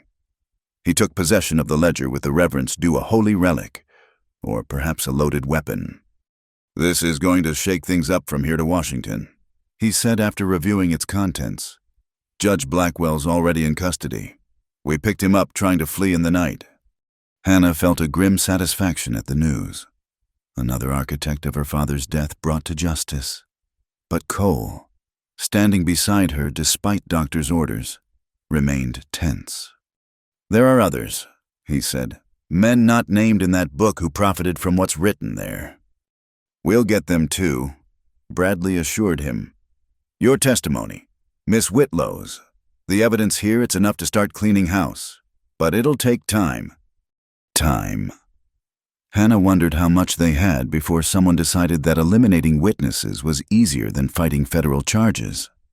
The next days passed in a blur of depositions and statements. Hannah told her story repeatedly: her father's death, Elias's letters, Cole's arrival. She kept to the truth, mostly, glossing over only the more intimate moments. Cole testified separately, his past as part of Crane's organization lending weight to his words. On the 3rd evening, Marshal Bradley found Hannah at her cabin, finally returned to tend her neglected animals. The goats bleated their displeasure at her absence, and she was elbow-deep in feeding chores when he arrived. "Miss Whitlow wanted to speak with you before we head out tomorrow." She straightened, noting his serious expression. "Is there a problem?" "Could be. Cole Maddox has quite a past. Several warrants outstanding, though nothing recent. Given his cooperation, we're willing to overlook most of it, but a man like that doesn't just settle down to farm work. You sure you know what you're getting into?" Hannah's chin came up. "Marshal, I've been shot at, chased through canyons, and nearly buried in an avalanche. I've seen men die and helped bring down a corruption ring that killed my father. I think I can handle one reformed outlaw." Bradley's weathered face cracked into what might have been a smile. "I reckon you can at that. Just wanted to make sure you're going into this with eyes open." "My eyes have been open since the night Cole Maddox knocked on my door. Everything else that's between him and me." The marshal touched his hat. "Fair enough. You've got sand. Miss Whitlow, your father would be proud." After he left, Hannah returned to her chores, but her mind was elsewhere. Cole had been distant since the marshals arrived, spending his days in testimony and his nights who knew where. She'd barely seen him except in passing, and when she had, His expression had been unreadable. Was he planning to leave? The thought sent an unexpected pain through her chest. She'd grown accustomed to his presence, to the idea of facing whatever came next together. But perhaps that had been foolish. Perhaps men like Cole Maddox didn't truly change, just paused between one adventure and the next. A sound from the barn made her turn. Cole stood in the doorway, looking better than he had in days. The wound was healing well, and he'd cleaned up, shaved, found clothes that weren't blood-stained. But there was something in his expression that made her heart race. "Marshals are leaving tomorrow," he said without preamble. "Job's done, justice served, or at least started." "I heard." Hannah kept her voice neutral, though her hands tightened on the feed bucket. "What will you do?" "Been thinking about that." He moved closer, that dangerous grace still evident despite his injury. "Been thinking about a lot of things. And I realized something. My whole life, I've been running.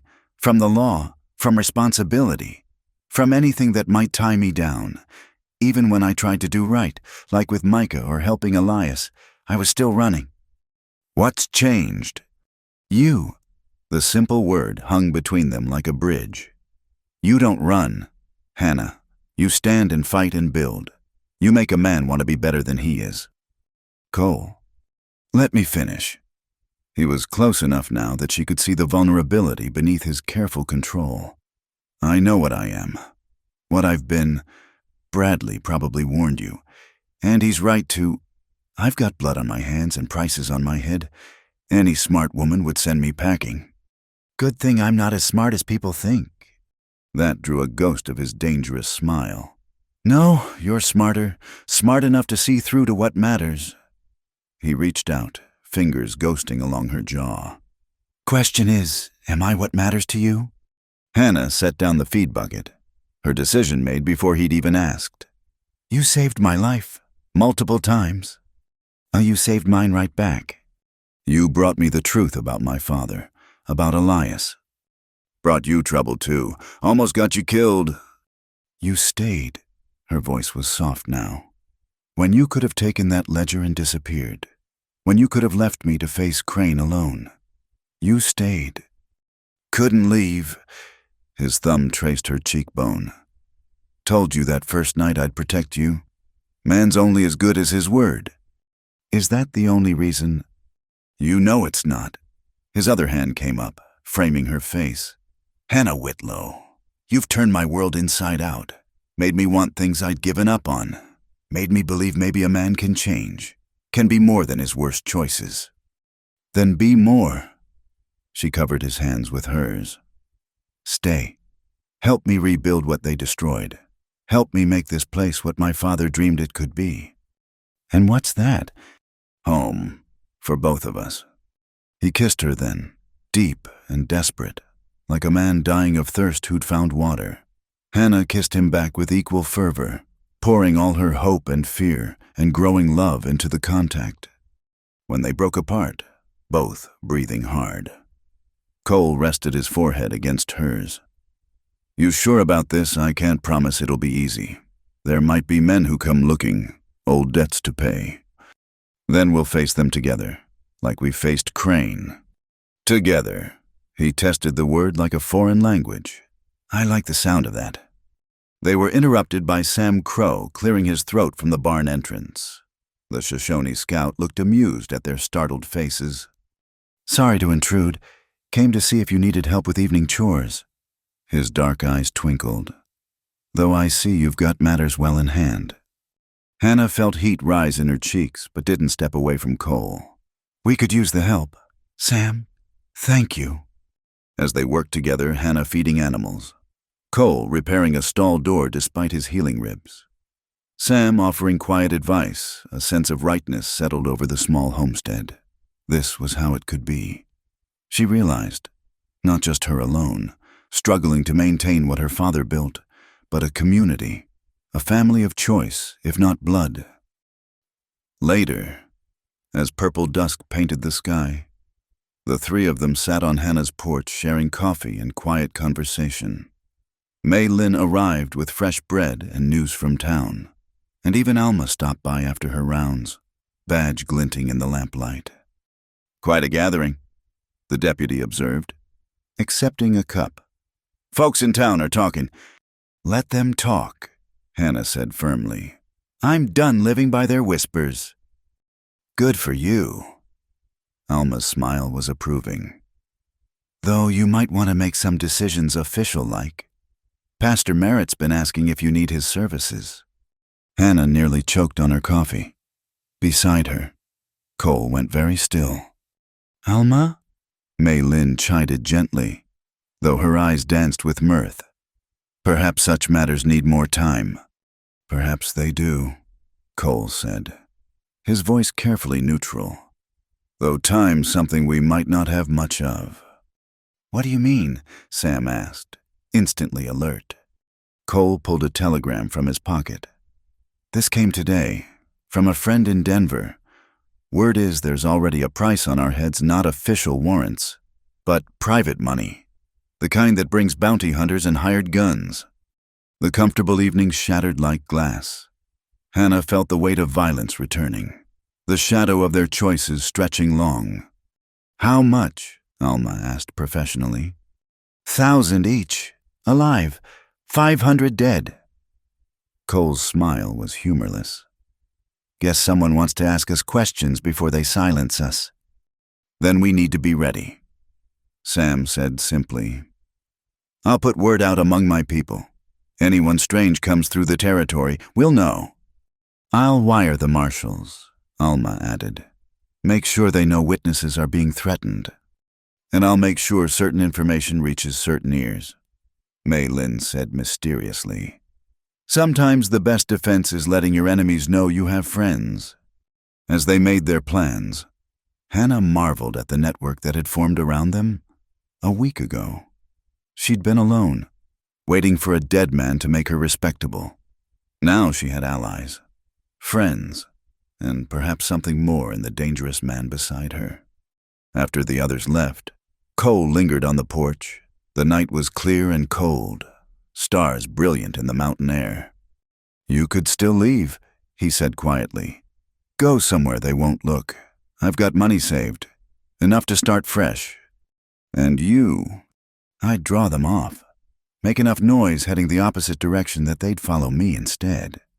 Hannah turned to face him fully. "Cole Maddox, if you think I fought my way through all this just to run at the first sign of new trouble, you don't know me at all. I know you're brave, maybe too brave for your own good. And I know you're still trying to protect me by pushing me away. It won't work." She took his hand, feeling the calluses and scars that told their own stories. "We stand together. Remember your words." "My words." He brought her hand to his lips, pressing a kiss to her palm. "All right then, together. But we do this smart. Set up defenses, plan escape routes, make sure we see trouble coming." "Agreed." And Cole about what Alma said.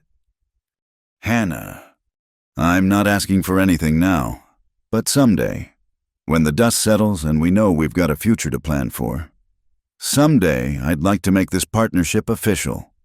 His eyes searched hers in the lamplight. "You'd marry a reformed outlaw, knowing everything you know. I'd marry the man who kept his promise, who brought me truth and stood beside me when it counted. The rest is just history. History has a way of catching up. Then we'll face it when it does, like we face everything else." He pulled her close, and she went willingly, fitting against him like she belonged there. They stood wrapped in each other as the night deepened, two damaged souls who'd found something worth fighting for in each other. "I should go," Cole murmured eventually. "Propriety and all." "Since when do you care about propriety?" "Since I started caring about your reputation. My reputation's already in tatters. Might as well be warm while I'm scandalous." But she let him go, knowing he was right. Some battles were worth fighting, others were better avoided. "I'll be in the barn if you need me," he said. "Got my bedroll set up in the loft. Good view of all approaches to the house. Still standing guard. Always." His dangerous smile was soft in the darkness. Sleep well, Hannah. Tomorrow we start building those defenses. She watched him walk to the barn, moving with the careful grace of a healing predator. Tomorrow would bring new challenges, new threats. Men with guns and grudges would come, seeking to silence what couldn't be unspoken. But tonight, she had allies. Tonight, she had Cole. And most importantly, tonight she had chosen her path with eyes wide open. Hannah went inside and barred the door, checking the rifle loads out of habit on the mantel. Elias Turner's broken watch caught the firelight. She'd kept it as a reminder of chances lost, of truth's price, of the strange roads that led to love. Her father's book stood witness as she prepared for bed, their familiar presence a comfort. He'd wanted her to be more than Mercy Ford expected. In his own way, so had Elias. Both men had died for their principles, leaving her to carry on. And she would, with Cole beside her, with friends around her, with courage born of loss and forged in fire. She would build the life they'd dreamed of. The men who'd killed for money and power had won too long. Now it was time for something new. Outside, she knew Cole was keeping watch, just as she knew Sam's people were alert in the darkness and Alma was making her rounds with extra vigilance. They were ready for whatever came. And what came next would be their choice, their stand, their future written in defiance of those who thought them weak. The ledger had been just the beginning. The real work, the work of living free and unafraid, started now. The drought arrived like an unwelcome guest, settling over the valley with oppressive finality. 2 weeks had passed since the federal marshals left, and the spring rains that should have come never materialized. The creek that fed Hannah's property slowed to a trickle, then dried completely. Cole found her at the empty stream bed, staring at cracked earth where water should have flowed. "How bad?" he asked, though he could see the answer in the withered grass and drooping cottonwoods. "Bad enough." Hannah's voice was steady, but he'd learned to read the tension in her shoulders. "The well's still producing, but barely. If we don't get rain soon..." She didn't need to finish. Without water, the animals would die. Without animals, the homestead would fail. It was the brutal mathematics of frontier life. "We'll dig deeper," Cole said, "or haul water from the river. The river's 5 miles through hostile territory. You know that." He did. They'd already had 2 encounters with bounty hunters in the past week. Cole had managed to discourage both without bloodshed, but their luck wouldn't hold forever. "Then we dig." He studied the landscape with eyes that had learned to read terrain for different purposes. "Your father's maps showed an underground spring somewhere near here." "Cotton Creek Spring never runs dry," Hannah quoted. "But that's the source we already know. If there's another..." "We'll find it." Cole touched her shoulder gently.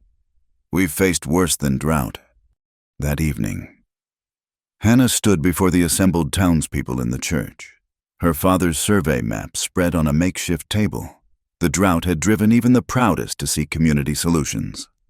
"The aquifer runs beneath the entire valley," she explained, tracing the blue lines her father had drawn. "If we work together, pool resources for deeper wells, we all benefit." "And why should we trust you?" The voice belonged to Mrs.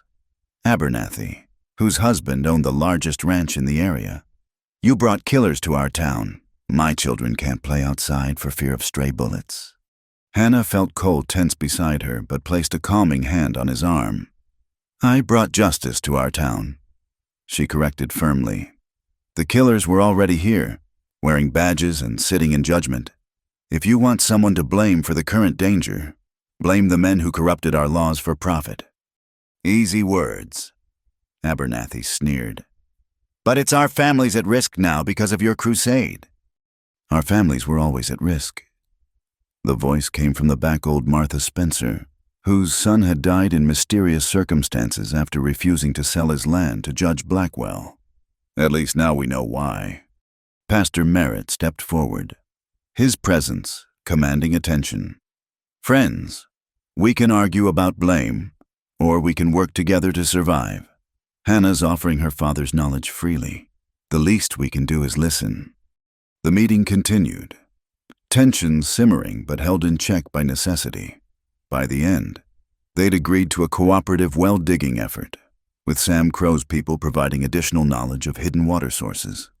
As folks filed out, Alma lingered, her expression troubled. Abernathy's not wrong about the danger. Had word from Fort Steele there's a new player interested in collecting those bounties. Goes by Bishop. Supposed to be the best tracker west of the Mississippi. Just one man? Cole asked. One man who's never failed to collect. Alma's hand rested on her pistol. They say he can track a ghost through a snowstorm. That night, Hannah couldn't sleep. The heat was oppressive even after sunset, and worry gnawed at her bones. She found Cole on the porch, keeping his usual watch. Can't sleep either, she asked, settling beside him. Too quiet. He scanned the darkness with practiced eyes. Nights like this, trouble comes calling.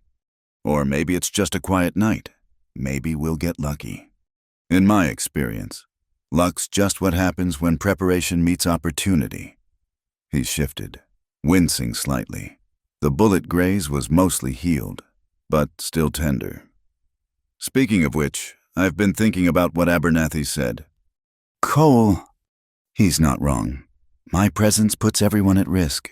If I left... We've had this conversation. Hannah's voice turned sharp. You leave, I leave. That's the deal. Hannah, be practical. Your life is here. Your father's legacy. Your home. My father's legacy was standing up to corruption. And that's what I'm doing. My home is where I choose to make it. And right now, I choose to make it with you. He turned to her in the darkness, and she could barely make out his features. You'd give up everything for a reformed outlaw. I'd give up everything for the man I love. The words hung between them. First time spoken aloud. If that man happens to be a reformed outlaw, so be it. Cole was silent for so long, Hannah wondered if she'd made a mistake. Then his hand found hers in the darkness, fingers interlacing. Love's a dangerous word. Hannah Whitlow. Everything about us is dangerous. Why should love be different? Because love makes you vulnerable, makes you do foolish things to protect what matters. His thumb traced circles on her palm. I've already lost one person I love to my choices. I won't survive losing another. Then don't lose me. Stay, fight, build something worth protecting. You make it sound simple. It is simple. It's the living that's hard. A sound in the distance made them both freeze horses, moving slow and careful. Cole was on his feet instantly, rifle in hand. Hannah grabbed her Winchester, heart racing. Could be travelers, she whispered. Could be. But Cole's tone said he didn't believe it. Get inside. Bar the door. Cole, please, just this once. Don't argue. Something in his voice made her comply. She slipped inside but kept the rifle ready, peering through the window. Cole had vanished into the shadows with that unsettling ability. He had to disappear in plain sight. The horses came closer, 3 riders, moving with the caution of men expecting trouble. They stopped at the edge of Hannah's property, just visible in the starlight. Maddox, the voice carried clear in the still air. Cole Maddox, I know you're out there. Name's Bishop. I think we should talk. Hannah's blood chilled. The tracker Alma had warned them about. Through the window, she could see the lead rider tall, lean, patient as death itself. Cole's voice came from somewhere off to the left, causing Bishop's companions to swing their rifles that direction. Got nothing to say to bounty hunters? Now that's unfriendly. Bishop didn't move. Didn't even touch his weapon. I'm not here for violence, Mr. Maddox. Just conversation. About opportunities. Only opportunity I'm interested in is the one where you ride on out of here. Even if I'm offering to make those bounties disappear, both yours and Miss Whitlow's. Hannah's finger tightened on the trigger. It was a trap, had to be. Men like Bishop didn't give up $500 out of charity. I'm listening, Cole said after a pause. But your men point those rifles elsewhere first. Bishop made a gesture, and his companions lowered their weapons. Better, now. Here's the thing. Maddox, I've been hired to find you. True, but in the process, I have learned some interesting things. About the ledger, about the men it named, about how much certain parties would pay to ensure no more names come to light. The ledger's with federal marshals. That ship has sailed. Has it? Bishop's smile was visible even in the darkness. See, I did some checking. That ledger named maybe half the players in this game.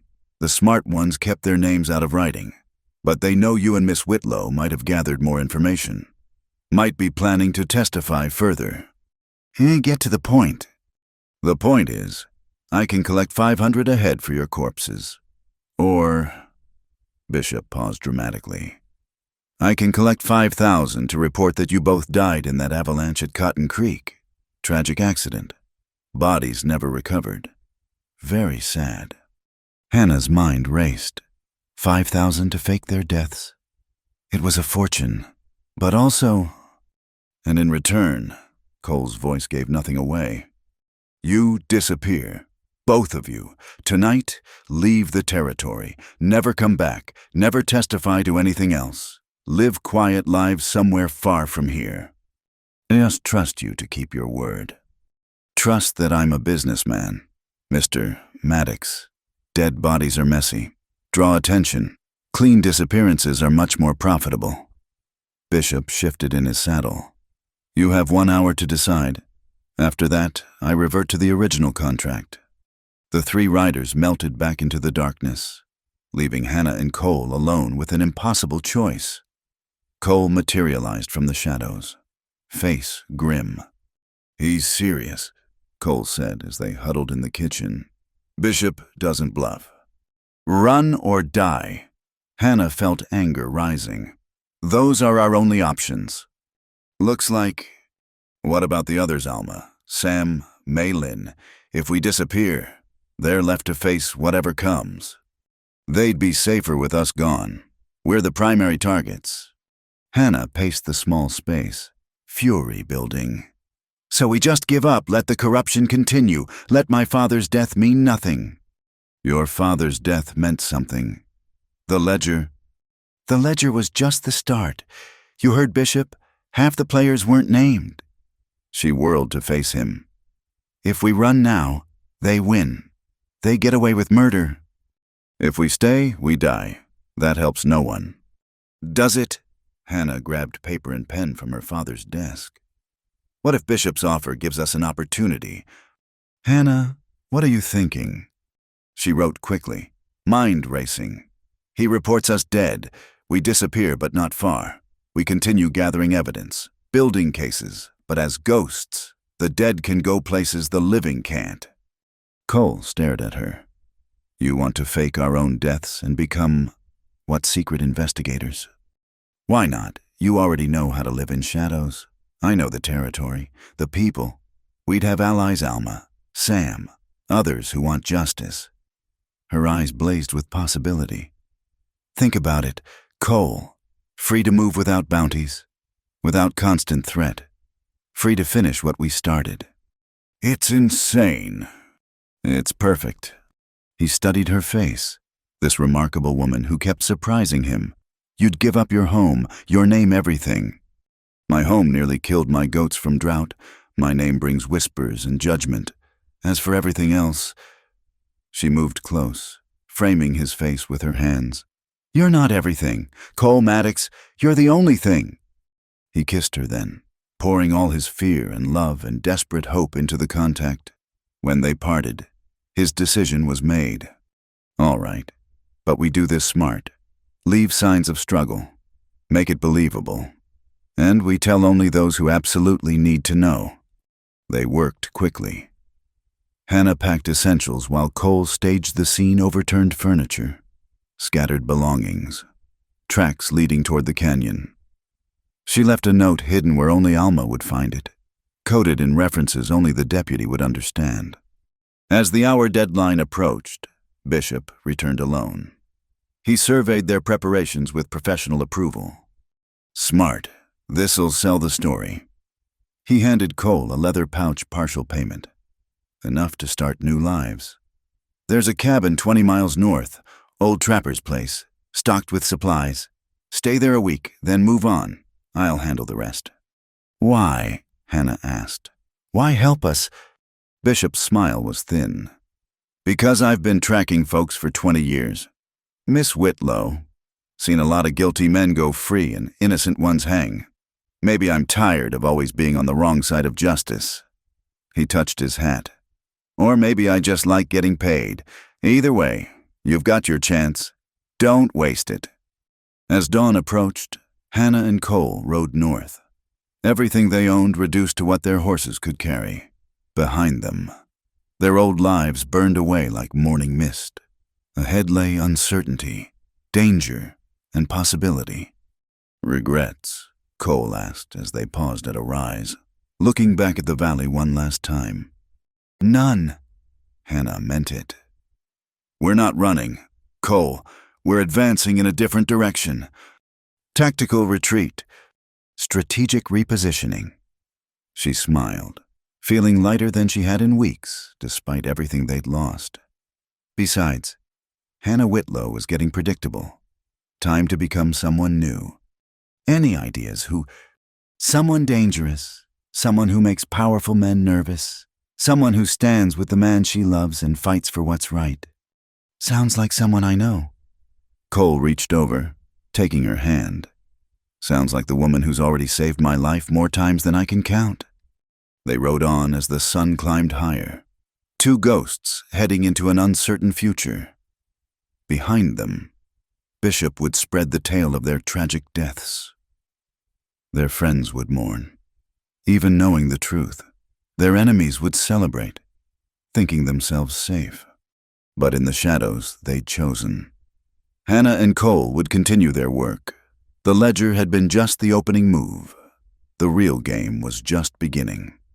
And somewhere in the drought-stricken valley, the first drops of rain began to fall. 6 months had passed since Hannah Whitlow and Cole Maddox died in an avalanche at Cotton Creek, or so the official records stated. The drought that had threatened the valley broke the very day they disappeared, as if nature itself had been holding its breath. Now, as autumn painted the mountains gold and scarlet, 2 strangers arrived in Mercy Ford for the Harvest Festival. The woman wore a simple traveling dress and bonnet that shadowed her face. The man beside her moved with easy confidence, though anyone who looked close might notice how his hand never strayed far from the colt on his hip. They called themselves Mr. and Mrs. Coleman, cattle buyers from California, and no one questioned it. After all, Hannah Whitlow was dead, and this woman's hair was darker, her manner more assured. From their room at the boarding house, not the hotel, too conspicuous, Hannah watched the town square fill with celebration. Alma Ruiz directed traffic with her usual efficiency, now wearing a full sheriff's badge instead of deputy. Sam Crow had a booth selling traditional remedies, his nephew helping customers. May Lynn's telegraph office had expanded to include a small newspaper, the Mercy Ford Tribune, which she ran with fierce independence. They've done well, Cole observed, standing behind her at the window. They have... Hannah's voice carried mixed pride and longing. The cooperative wells saved the valley. Pastor Merritt's been preaching about community responsibility, even got some of the big ranchers to share water rights. And the corruption. Quieter now, harder to spot. She turned from the window. Which is why we're here. They'd spent 6 months gathering intelligence from the shadows. The ledger had indeed been only half the story. While federal prosecutors celebrated their victories against the named conspirators, the unnamed ones had regrouped, grown smarter. The corruption was evolving, and so were those who fought it. A knock at the door made them both tense. Cole's hand found his gun as Hannah called out, "Yes." "Package for Mrs. Coleman." The voice was young, nervous. Hannah opened the door to find Tommy Chen, Mei Lin's eldest son. His eyes widened slightly. Did he recognize her? But he simply handed over a wrapped parcel and fled. Inside was a newspaper and a note in Alma's careful hand. The ghost of justice walks tonight, midnight, the old place. Seems our secret's not so secret, Cole muttered. Only to those who need to know. Hannah was already preparing for the meeting. Alma wouldn't risk this unless it was important. At midnight, they slipped through shadows to Hannah's old cabin. The property looked abandoned, windows boarded, weeds growing tall. But inside, a small group waited by lamplight. Alma, Sam, Mei Lin, and surprisingly, Pastor Merritt. Knew you weren't dead, Alma said without preamble. Bishop's good, but not that good. Found your note the day after. Who else knows? Cole's question was sharp with concern. Just us, and we've kept it that way. Sam's expression was grave. But we need your help. There's something happening, something big. Mei Lin spread papers on the dusty table. Started noticing patterns in the telegraph traffic. Coded messages using commercial transactions to hide their real meaning. Took months to break the cipher. Hannah studied the decoded messages, her blood running cold. Land grabs, water rights, mineral claims, a systematic plan to control the territory's resources through legal manipulation rather than outright violence. They learned from the ledger, she said. No more obvious bribes or murder. Now it's all technically legal, just morally bankrupt. There's more, Pastor Merritt said quietly. They're bringing in a new federal judge, man named Harrington. Supposed to be incorruptible, but you have doubts. His first act will be to review all recent convictions related to the ledger. Claims there were procedural errors. Testimonies coerced. The pastor's face showed his anguish. If he succeeds, everyone we put away walks free. Cole and Hannah exchanged looks. This was worse than they'd feared. When does Harrington arrive? Cole asked. Tomorrow. Big ceremony at noon. Alma's smile was sharp. Whole town's expected to attend. Show of faith in federal justice. Then we need proof before he's sworn in. Hannah's mind raced. Mei Lin, can you trace those coded messages to specific people? Already have. The surprise is who's not involved. She produced another list. Some of our worst enemies from before are sitting this out, almost like they're afraid of something. Or someone. Sam added quietly. There've been deaths. Men who were deep in corruption, found dead in ways that looked natural, but... He shrugged. My people know signs. These weren't natural. A chill ran through the room. If someone was killing corrupt officials, they weren't doing it for justice. More likely, eliminating competition or witnesses. There's a new player, Cole said, voicing what they all thought. Someone worse than what came before. They worked through the night, planning their approach. By dawn, they had a strategy risky, requiring precise timing, but possible. As the others left to prepare, Alma lingered. It's good to have you back, she said simply. Even if you're ghosts. Ghosts can go places the living can't. Hannah replied, True, but they also can't testify in court or sign legal documents. Alma's expression was meaningful. Eventually, you'll need to decide stay dead or come back to life.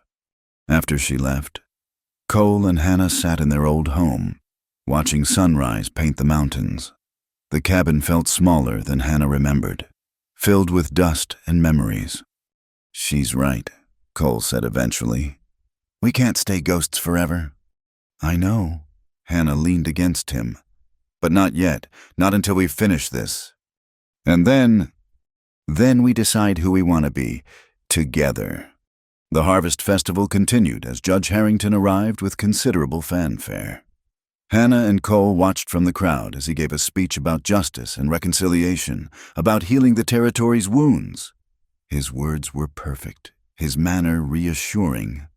Too perfect. As the ceremony concluded, A commotion erupted near the platform. A young woman pushed forward, clutching papers. Judge Harrington. I have evidence of conspiracy. My father died trying to... She never finished. A shot rang out, and she crumpled to the ground. Chaos erupted as people screamed and scattered. Cole was moving before the echo faded, pushing through the crowd toward the shooter's probable position. Hannah knelt by the fallen woman, her healer's instincts taking over. The wound was bad but not immediately fatal if treated quickly. As she worked to stop the bleeding, the woman pressed the papers into her hands. "Must stop him," she gasped. "Harrington, not who claims." Alma appeared, helping Hannah tend the wound while her deputies searched for the shooter. But Hannah's attention was on the blood-stained papers. What she read there changed everything. Judge Harrington wasn't corrupt, he was something worse. The documents revealed he was actually Marcus Blackwell, son of the imprisoned judge, trained in law back east under a false identity. He'd orchestrated everything his father's downfall to eliminate competition, the deaths of other corrupt officials, even the coded telegraph messages, all to position himself as the territory's savior while secretly controlling everything. "Cole!" Hannah looked up, but he was gone, lost in the crowd. Fear gripped her. If Blackwell knew they were alive... A hand fell on her shoulder. "Mrs. Coleman, isn't it how fortunate you have medical skills?" Hannah looked up into the face of Judge Harrington Marcus Blackwell. His smile was pleasant, his eyes cold as winter stone. "Just trying to help," she managed. "Of course, good Samaritans are so rare these days." His grip tightened slightly. "Though sometimes they see things they shouldn't, hear things better left unheard." "I don't know what you mean." "No, then perhaps we should talk privately. After all, the dead can be so very chatty when properly motivated." Hannah's blood froze. He knew. Somehow, he knew. Before she could respond, Cole's voice rang out from the platform. "Marcus Blackwell!" The crowd turned as one. Cole stood where the judge had been, holding the bloody evidence high. "This man is not Judge Harrington. He's the son of the man whose corruption killed innocent people, and he's here to finish his father's work." Blackwell's mask finally slipped, rage twisting his features. "Maddox, I thought Bishop took care of you." "Bishop follows the money, and I paid better." Cole's dangerous smile was in full force. "See, we've been watching you. Marcus, every telegraph, every secret meeting, every murder disguised as natural death, we have it all." "Proof from dead people, I think not." "Who said we're dead?" The words rippled through the crowd. Hannah stood slowly, pulling off her bonnet to reveal her face. Gasps echoed across the square. Hannah Whitlow and Cole Maddox, very much alive and ready to testify. She announced, "Along with evidence that will put you away for life." What followed happened fast. Blackwell pulled a hidden derringer, aiming at Cole. Hannah grabbed Alma's pistol and fired, her shot spoiling his aim. Cole dove from the platform as Blackwell's shot went wide. Sam Crow and his nephews materialized from the crowd, blocking escape routes. Alma's deputies closed in. But Blackwell had one more card to play. "Stop, or I'll have 50 men burn this town to the ground. They're waiting for my signal." "You mean the men at Baker's Ridge?" Alma asked calmly. "Already in custody. Turns out Bishop really does follow the money, and federal marshals pay well for information." The fight went out of Blackwell then, as deputies led him away. He looked back at Hannah and Cole with pure hatred. "This isn't over. You can't kill an idea. Someone else will take my place." "Maybe," Hannah said. "But we'll be watching. We'll always be watching." The crowd erupted in confusion, joy, and 100 questions. But Pastor Merritt raised his voice over the chaos. "Friends, we've witnessed something remarkable today. The dead have risen not for vengeance, but for justice. Hannah Whitlow and Cole Maddox sacrificed everything, their homes, their names, their very existence to protect us. The least we can do is welcome them back to life. The celebration that followed was like nothing Mercy Ford had ever seen. Hannah found herself embraced by people who'd once whispered about her, while Cole was slapped on the back by men who'd feared him. May Lynn produced a special edition of the Tribune with the headline, "Justice Lives Heroes Return from the Grave." As evening fell, Hannah and Cole found themselves back at the old cabin, now surrounded by friends instead of shadows. Alma had organized repairs to begin immediately. Sam offered lumber from tribal forests. Even Mrs. Abernathy appeared with a grudging offer of livestock to replace what Hannah had lost.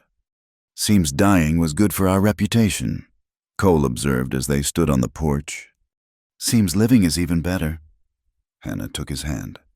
"No more shadows. No more running. No more hiding." He turned to her, that dangerous smile softened by genuine happiness. "Hannah Whitlow, would you do me the honor of making this resurrection official, marry me, in front of everyone, so there's no doubt we're among the living?" "Cole Maddox, I thought you'd never ask properly." She kissed him as their friends cheered. "Yes, though I warn you, I'm keeping the Winchester by the door. Wouldn't have it any other way." 3 days later, Pastor Merritt performed the ceremony in the town square where justice had triumphed. Hannah wore her mother's dress, altered to fit and paired with her father's boots, a blend of tradition and practicality that suited her perfectly. Cole had found a proper suit somewhere, though his gun belt remained visible beneath the jacket. As they exchanged vows, Hannah thought about the journey that had brought them here, from a desperate spinster waiting for a dead man's promise to a woman who'd chosen her own path. From a dangerous stranger with blood on his hands to a man who'd found redemption in keeping faith. What God has joined, let no man put asunder. Pastor Merritt concluded, and it felt like a challenge to any who might threaten their hard-won peace. The celebration lasted well into the night. As Hannah and Cole finally escaped to their rebuilt cabin, she paused at the door. There on the nail where her father had always hung his hat was something new, a storm lantern, already lit. "From all of us," Alma explained, having followed to see their reaction. "So you'll always have light in the darkness, and so others will know this is a place of refuge." After she left, Cole lifted Hannah over the threshold, both of them laughing at the formality of it. Inside, their few possessions had been augmented by gifts from the town quilts, preserves, tools, books, evidence of community, of belonging. "No regrets?" Cole asked as they stood together, the lantern casting warm light through clean windows. "None," Hannah said firmly. "We chose each other. We chose justice. We chose life. Everything else is just details." Outside, rain began to fall gentle, steady, blessing the drought-scarred land. The cottonwood by the spring would bloom again come summer. The goats May Lynn had mysteriously acquired would need tending. There would be crops to plant and fences to mend and probably more corruption to fight. But tonight, in a cabin that had seen grief and fear and loneliness, two people who'd learned to stand together against the storm celebrated the simple victory of being alive, being together, being home. "Once I waited for a kindly husband," Hannah murmured, echoing words from what seemed a lifetime ago. "Today, the dangerous stranger who promised to protect me has learned to smile without danger, and I choose to build this home with you." Cole's answer was wordless but eloquent, and the storm lantern burned steady through the night, a beacon of hope in the vast darkness of the frontier. Justice might wear many faces: a sheriff's badge, a telegraph operator's key, a preacher's collar, a tracker's wisdom. But sometimes it wore the face of a surveyor's daughter who refused to be silent and a reformed outlaw who chose love over running. And in Mercy Ford, where the past had been buried and the future grew bright with possibility, that was more than enough. It was everything. Thank you so much for listening to this Wild West love story. I'd love to know where you're tuning in from. Please share in the comments below where you're listening and what you thought of Hannah and Cole's journey. If you enjoyed this tale of frontier justice and dangerous romance, Please subscribe to Wild West Night. Hit that like button, and don't forget to press the hype button to help more people discover these stories of courage and love in the American West. Until next time, keep riding toward the sunset.